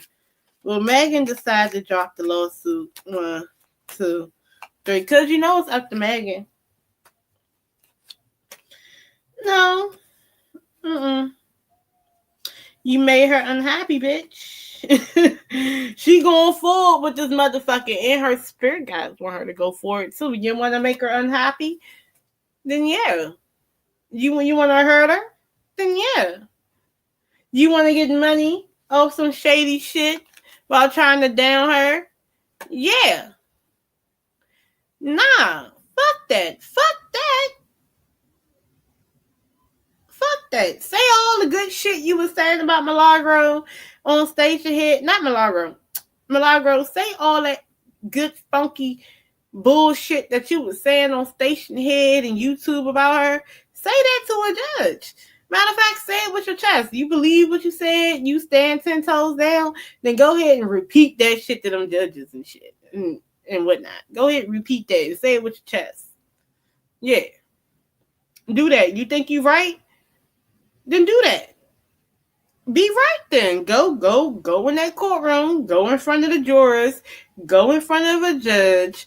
And go ahead and say it with your chest. Say, fuck that bitch named Megan Thee Stallion. Megan Pete. She's a hoe. And da-da-da-da-da. And she lied about being shot. Say all that. She stepped on glass. Say that to the judge. Say it. If you knew it was true, then you shouldn't mind repeating it. It shouldn't be a problem with repeating it. Y'all feel like it's a true statement? Repeat that shit. Why not? Everybody's feeling it, right? So that means the judge and the jurors are going to feel it too, right? They're going to feel like you right? Yeah, so repeat that shit to a judge. I want her to stand on business. Fuck that. Megan going to take her platform. She should. Is Megan going to take her platform? She hesitant about doing it though, y'all. I would. Fuck that bitch.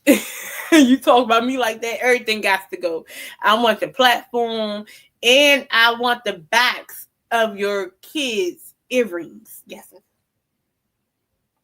If they have a savings account, I want it, bitch. Why not? I'm evil like that when it comes to that. Yeah, I'm gonna fuck. Why not? You wanna clown me, bitch? Let me clown you generationally. Yes, let's make a generational clown. What Tupac said when he was like, "Oh, my 4-4 make sure all y'all kids won't grow. Well, my lawsuit will make sure all y'all kids won't go to college." How about that? I don't give a fuck. That's how I feel personally. She should sue her for everything. Why not? Please like and subscribe and share with family and friends. Thank you. But yeah, y'all, I'm about to do a quick break. I'm about to do a quick bathroom break so we can go to the next people. Please like, comment, and subscribe. And if you got more questions, put them down in the chat so I can answer them so we can go to the next. Okay, because I think we got like 2 more stories and then it's over, y'all. But hold on, y'all. I'm about to go to take a little quick break. Y'all, give me a second. Okay. Oh, how can I? Let me wait. Oh, my screen, y'all, wasn't responding. Okay. Let me wait for a sec to do this. Oh my God. Why I won't do that? Let me see. It won't let me. My screen, y'all, will not respond. Let me see something. I was going to take a quick break because I want to make sure my screen yard. I'm still live.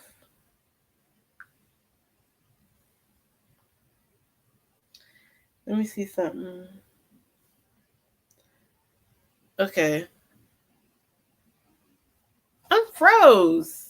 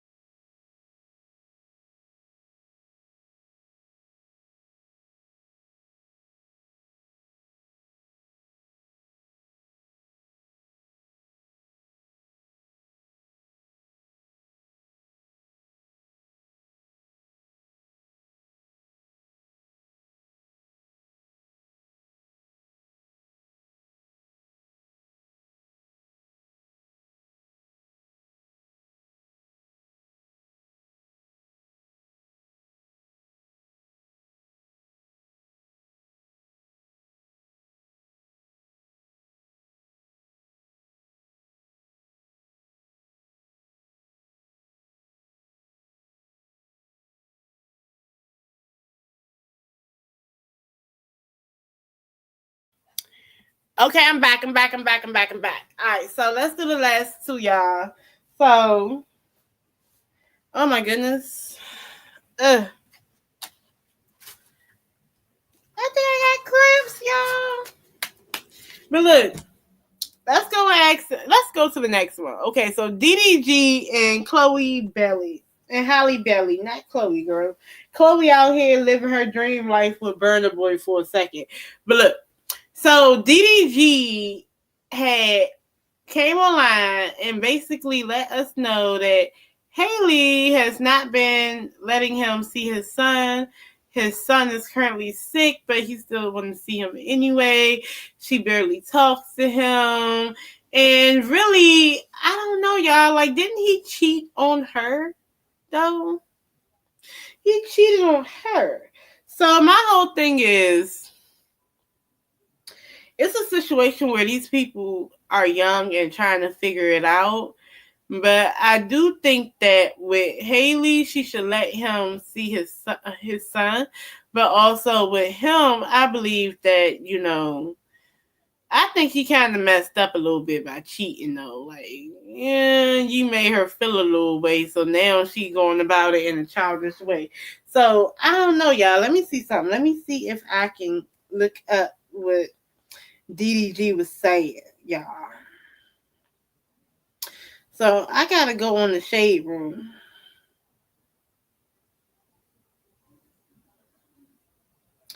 Let me get up on this shade room so I can figure some stuff out. All right, y'all. Let me look. So we got to go on the shade room to figure out how DDG be feeling.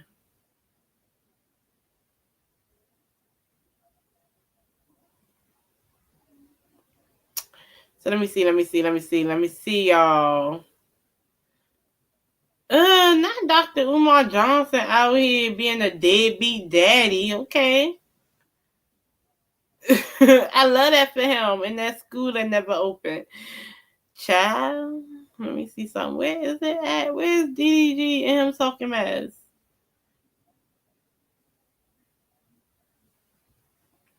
I don't see it. Okay.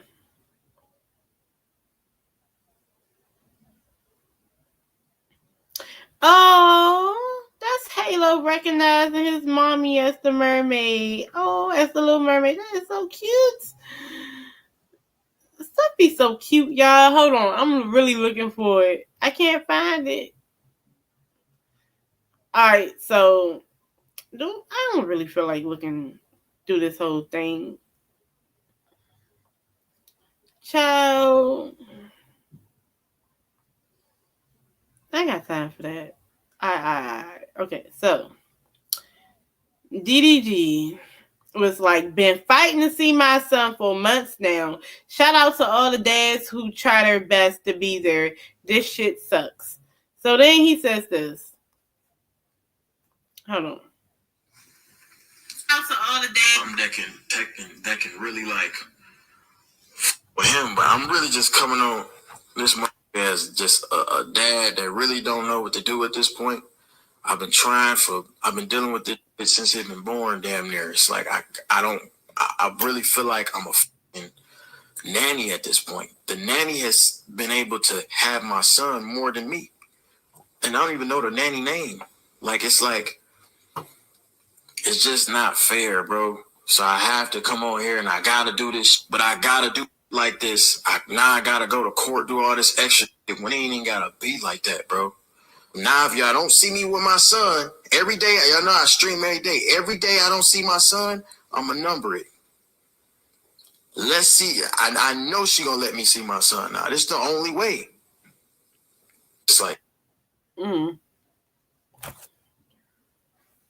it's like, bro, like, I don't want to get on the internet because at the end of the day, no, you want to get on the internet because you saying that this is the only way you're going to see your son. Now, if y'all don't see me with my son every day, y'all know I stream every day. Every day I don't see my son, I'm going to number it. Let's see. I know she going to let me see my son now. This is the only way. Behind closed doors, I have not been able to see my son. Only if we on perfect terms and she around is cool. But if we not, I don't get to see him. I don't care to do girl content, whatever that has nothing to do with anything that's work. That has nothing to do with me wanting to be around my son, like whatsoever. I don't get who she talked to, who her is, who she fucking filming movies with. I don't give a fuck. I care about my son. That's all I care about. Literally, that's all I care about. And when that's taken from me, she know that's the only way I get frustrated. That's the only way she can get under my skin because I don't care what she does. We haven't been together. So what y'all think about that, y'all? Now, what else you saying? Up every day, working, dealing with this on the same breath, nobody will really know. And she got this golden image that I've also protected, and I'm like, all right, cool. I'm gonna keep doing that because I'm a real.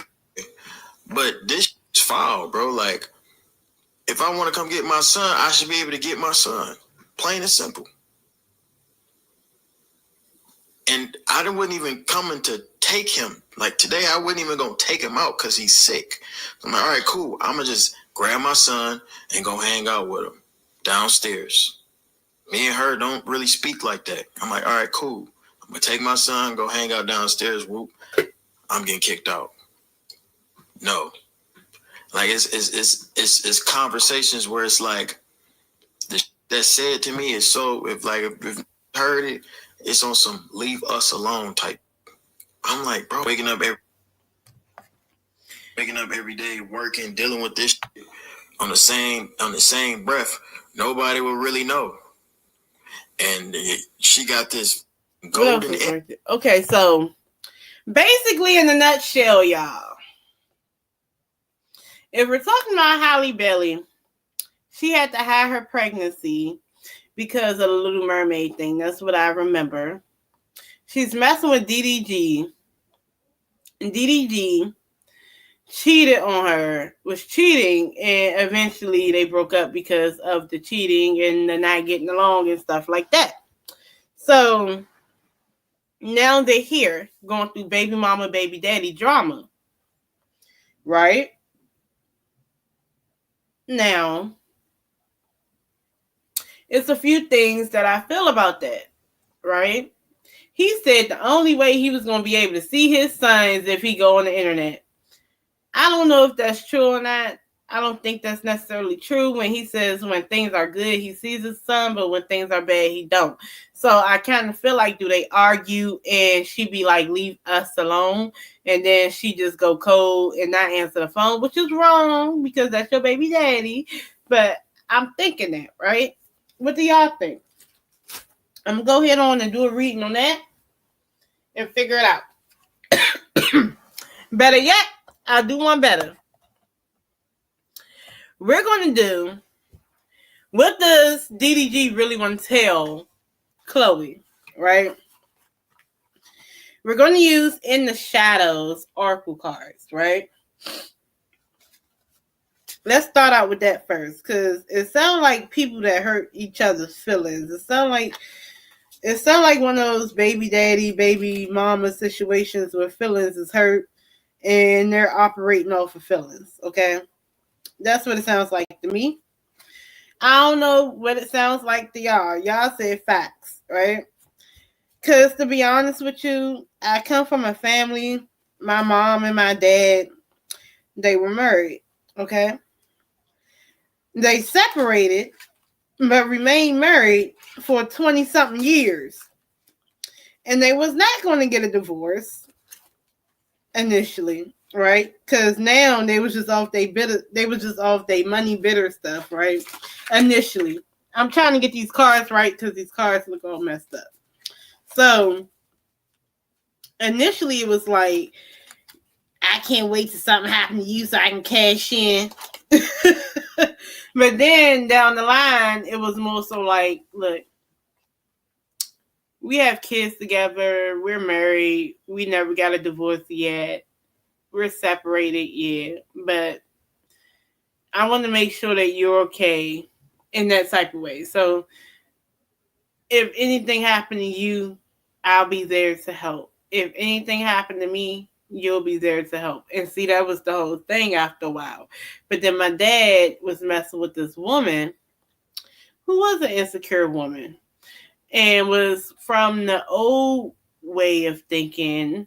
And she's like, well, I'm just a mistress if I'm not married. And they had been together for years.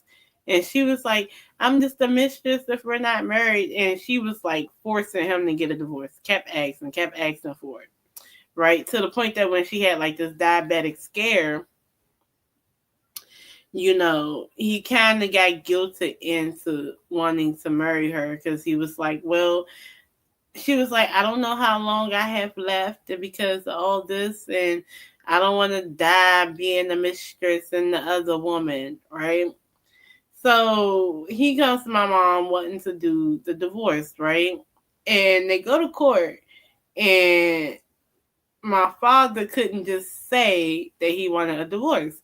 So, first of all, his girlfriend, the one before he became the one that claimed, oh, I'm a mistress, this and the third, she wanted to be in the courtroom with them. And the judge was like, no, you cannot be in the courtroom. because it's not about you. It's about man. It's about wife and husband, not you. So she had to storm out the courtroom and huff and puff outside, right? So they're going over if they really want a divorce, and my father couldn't bring himself to say that he wanted a divorce. So my mom was like, well, look, if you don't want to do it, you don't have to do it. You can live your life with your girlfriend, whatever the case may be, and I'm going to live my life with my man, because both of them had girlfriend, boy, whatever. So they asked us, mind you, we're adults now. We're like, well, y'all not married because of us. I mean, we don't care. Y'all been divorced. Y'all been separated for years. I'm 35. I'm about to be 35 in May. So my mom and my dad was separated since I was like, what, 4, 5. There was no reason. I mean, at this point, y'all is still married because y'all still want to be still married. Don't ask us. That's what we basically said. Like, I mean, nothing skipped a beat. My dad was still there. I got to see him and be with him anytime I wanted to. I mean, shit. They used to curse each other out. So funny and fun times. Used to sit there because the way they cursed each other out, like after a while, we was convinced that they still wanted each other or something. I don't know. Because I'm like, well, at this point, and we used to be like, well, like, because we had hear them argue, and I don't know, maybe it was the emotional intelligence in us because we were so young. It was like, it sounded like they like each other? It was one of those things. But yeah, so they eventually get the divorce because my mom was like, look, live your life. Eventually, yeah. But he ended up regretting it. His second wife passed away from dialysis and stuff like that. And then,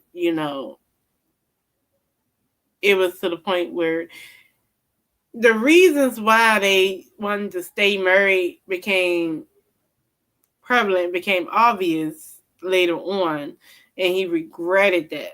Okay. And then my mom is like, literally, I already told y'all, my mom went through a health crisis that left her brain damage. So she's in a nursing home right now. So that's what's going on. She's in a long-term care facility on life support. So that's what that is right now. And that's the one thing he regret doing. So when I look at DDG and I look at Chloe, I'm like, do he still want to be with her? Like, I don't know why. I just kind of feel like that. And I kind of feel like the fact that he went online and said all that, I feel like there's a control thing. He felt like he doesn't have control. And I always felt like he felt like the underdog. Like, I don't think they were equally yoked. And I do think that he was cheating on her for control. So let me ask in the shadows oracle cards, what would DDG tell Haley Belly if he could tell her anything? 1, 2, 3. Let me shuffle real good because I had these cards going everywhere. Let me shuffle and really ask y'all. 1, 2, 3. In that moment, I didn't care. Let me see. 1, 2, 3. Ooh. Leaving you hurt me too. We are not right for each other. So obviously he did something reckless and he didn't care how it would make her feel. And he didn't care about the family that he was creating when he did it, which means cheating. Leaving you hurt me too. That means that the breakup hurt both of them. So he was being reckless, young and reckless. We are not right for each other, which is that not equally yoked part.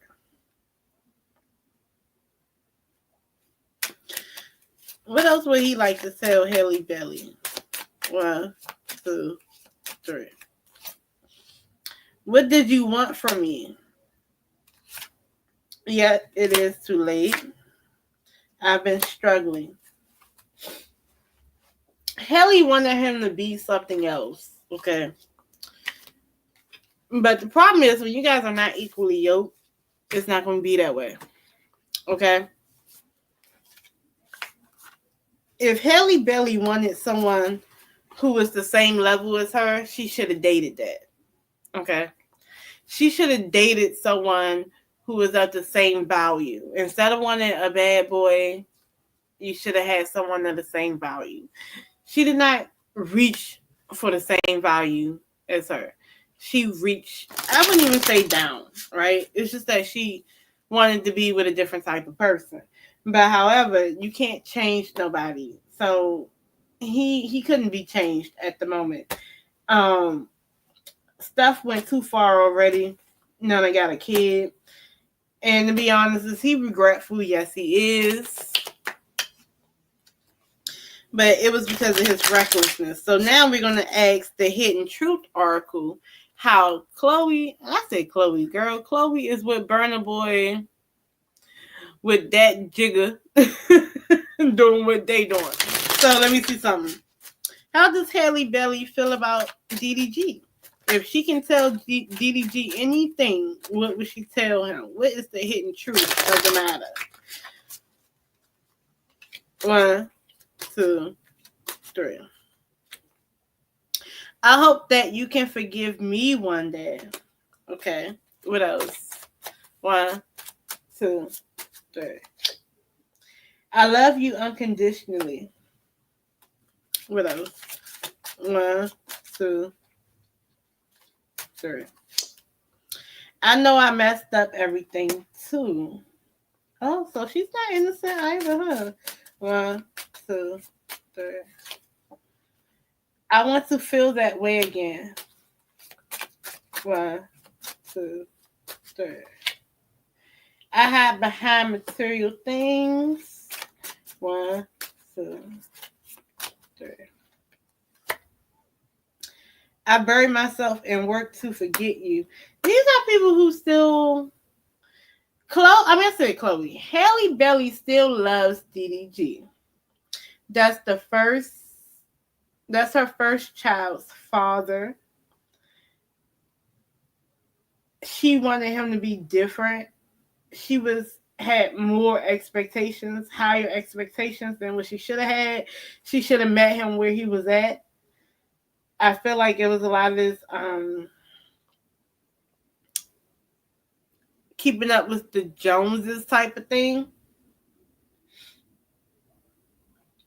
To bury herself and work to forget him. She thinks about him a lot. And the fact that he's been struggling too, I think it's two people who need to grow. Okay? And that's just the kind word for it. I think they need to grow. What y'all think so far with that? So that's how I feel with that so far, just based on those oracles. Okay? So then let me ask this.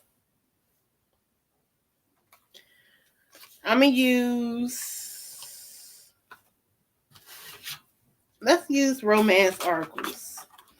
What's going on? Give me the energy. Give me messages for DDG and Haley Bailey. Excuse me. Oh shoot.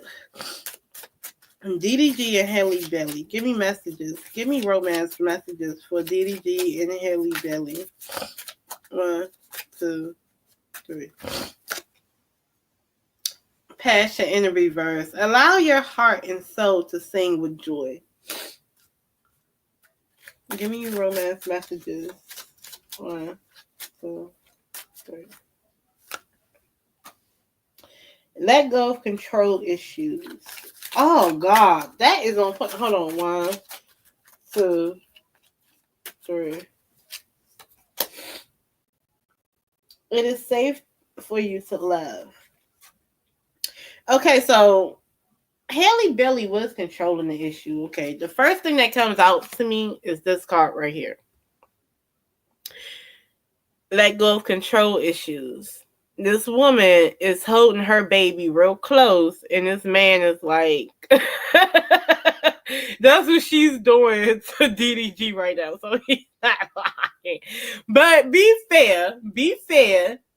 She is a first-time mommy, and she is the mother of a son. You know how women are with their sons, especially their sons, okay? They keep them close, okay? And that's her first. And she's like, it's mine. Just my baby. It came out of my vagina. It's mine, right? And she's like, but the problem, and this is coming from the fact that they still got a lot of passion. They got some residuals. Okay, what Chris Brown said, who's getting all of my residuals? I don't really believe it when DDG be like, I don't care who she's dating. Yeah, you do. Because you still want to date her. You just fucked up. And she fucked up because she controlling, and you fucked up because you're a cheater. That's just what it is. So yeah, she's like, well, when we're good, you can see my baby. But if I don't like you, we don't like you, nigga. Like if Young Metro don't trust you, I'ma shoot you. Yeah, if I don't like you, we don't like you. That's how she's treating her baby. Okay, her baby is up in here. Matter of fact, her baby look just like her. Her baby don't look like DDG. That baby look like Haley. That's her baby. But here's the thing. Spirit is saying it's safe to love. Okay. So, yeah, you said so true, Dazzle. So what Haley has to do is let go. Allow it, right? Let him in. Let him in the house. Matter of fact, what I mean by let him in the house, like it's this one video on Instagram. Like, I'm not even gonna do anything with my computer. I'm gonna just show y'all. I sent this to my sister because I be watching animal videos, especially cat videos. And it is so funny. Right, let me see something. Let me see if it's right here. I want to see if it's right here. Let me see something. Let me see if it's here. Let me see if it's here. It got to be somewhere. If it's not right here, then it's... No. Let me see if it's right here. Oh, damn. They didn't send so much stuff. Okay, I got to show y'all. I got to show y'all this cat video so bad. Where is it at? Jesus Christ. I can't find it.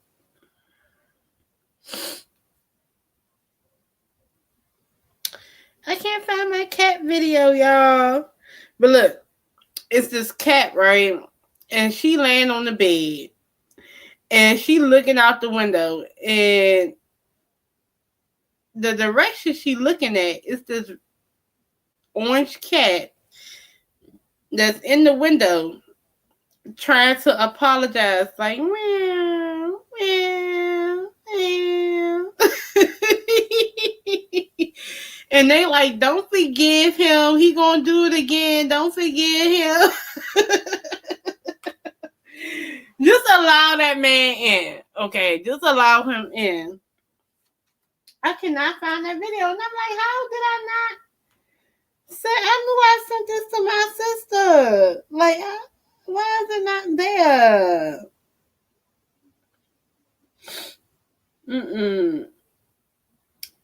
Matter of fact, you know what I said to my sister? I sent my sister this, y'all. This is so I sent this.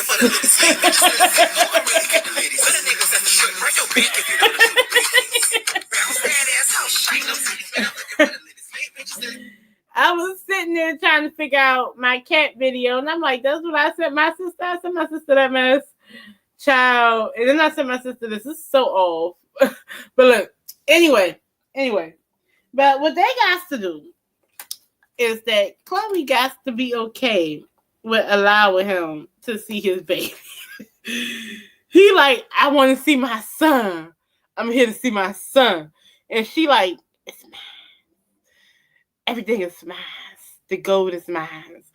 Who is that? Who on Game of Thrones? My precious.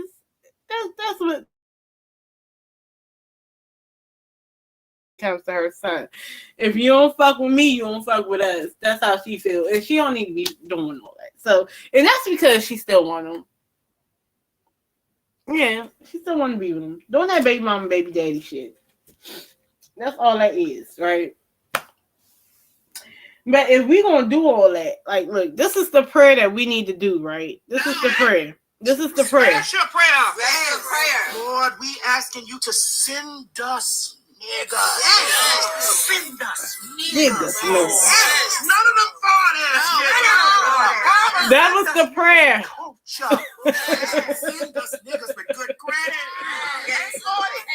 $840. But yeah, that was the prayer that Haley was doing. She was trying to do anyway, but she I don't think she said the exact thing because DDG came. But look, that's what that is. That's how they feel about each other. So yeah, she is blocking that man from seeing their son, and she's doing it because she still wants him, and low key he still want her. So they just doing baby mama, baby daddy shit. So that's what they doing, and it's gonna resolve itself eventually. But we're gonna go with Krishan Rock and Jaden Alexis, and that's the last little bit of what I got going on because I find it very motherfucking funny and very motherfucking strange that people are very quick to forget about the fact that Krishan Rock was always jealous of Jaden Alexis' position. Krishan Rock was the other woman, okay? Sure was. Matter of fact, the man who really loved Krishan Rock is actually dead, okay? Rest in peace, Ronnie though, okay? Ronnie though. So, the whole fact, and I did it in my mini reading when I was telling y'all about this bullshit, this delusional shit. And I guess I'm going to read it again for y'all because this is some delusional shit.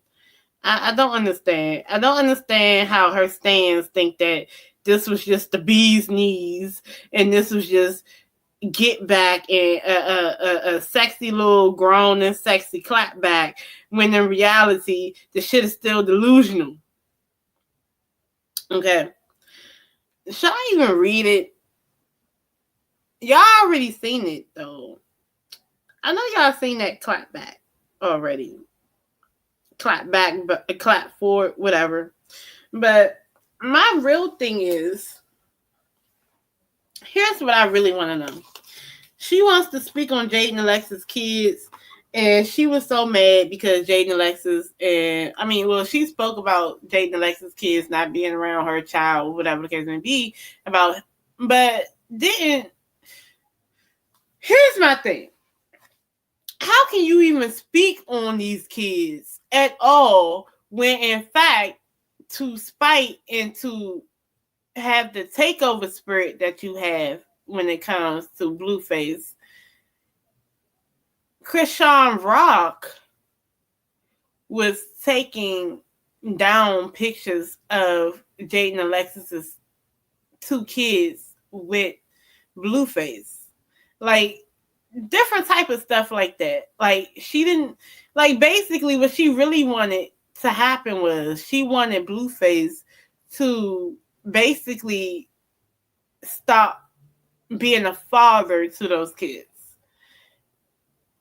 I don't understand what the fuck people are seeing when it comes to Krishan Rock at all. I don't understand that. And I'll never understand that. So let me go ahead and ask this. I want to know this. How does Krishan Rock really feel about the fact that Jaden Alexis have kids by Blueface? How does she really feel? Because to be honest with you, not too long ago, she was tormenting Jaden Alexis when she became pregnant, and And she was telling her she need to get an abortion and just taunting this lady, this pregnant woman. And then when it got back on her, it was, Lord, have mercy on me, Lord. They taunting me and making me go crazy, Lord. It ain't fair, it ain't fair, it ain't fair.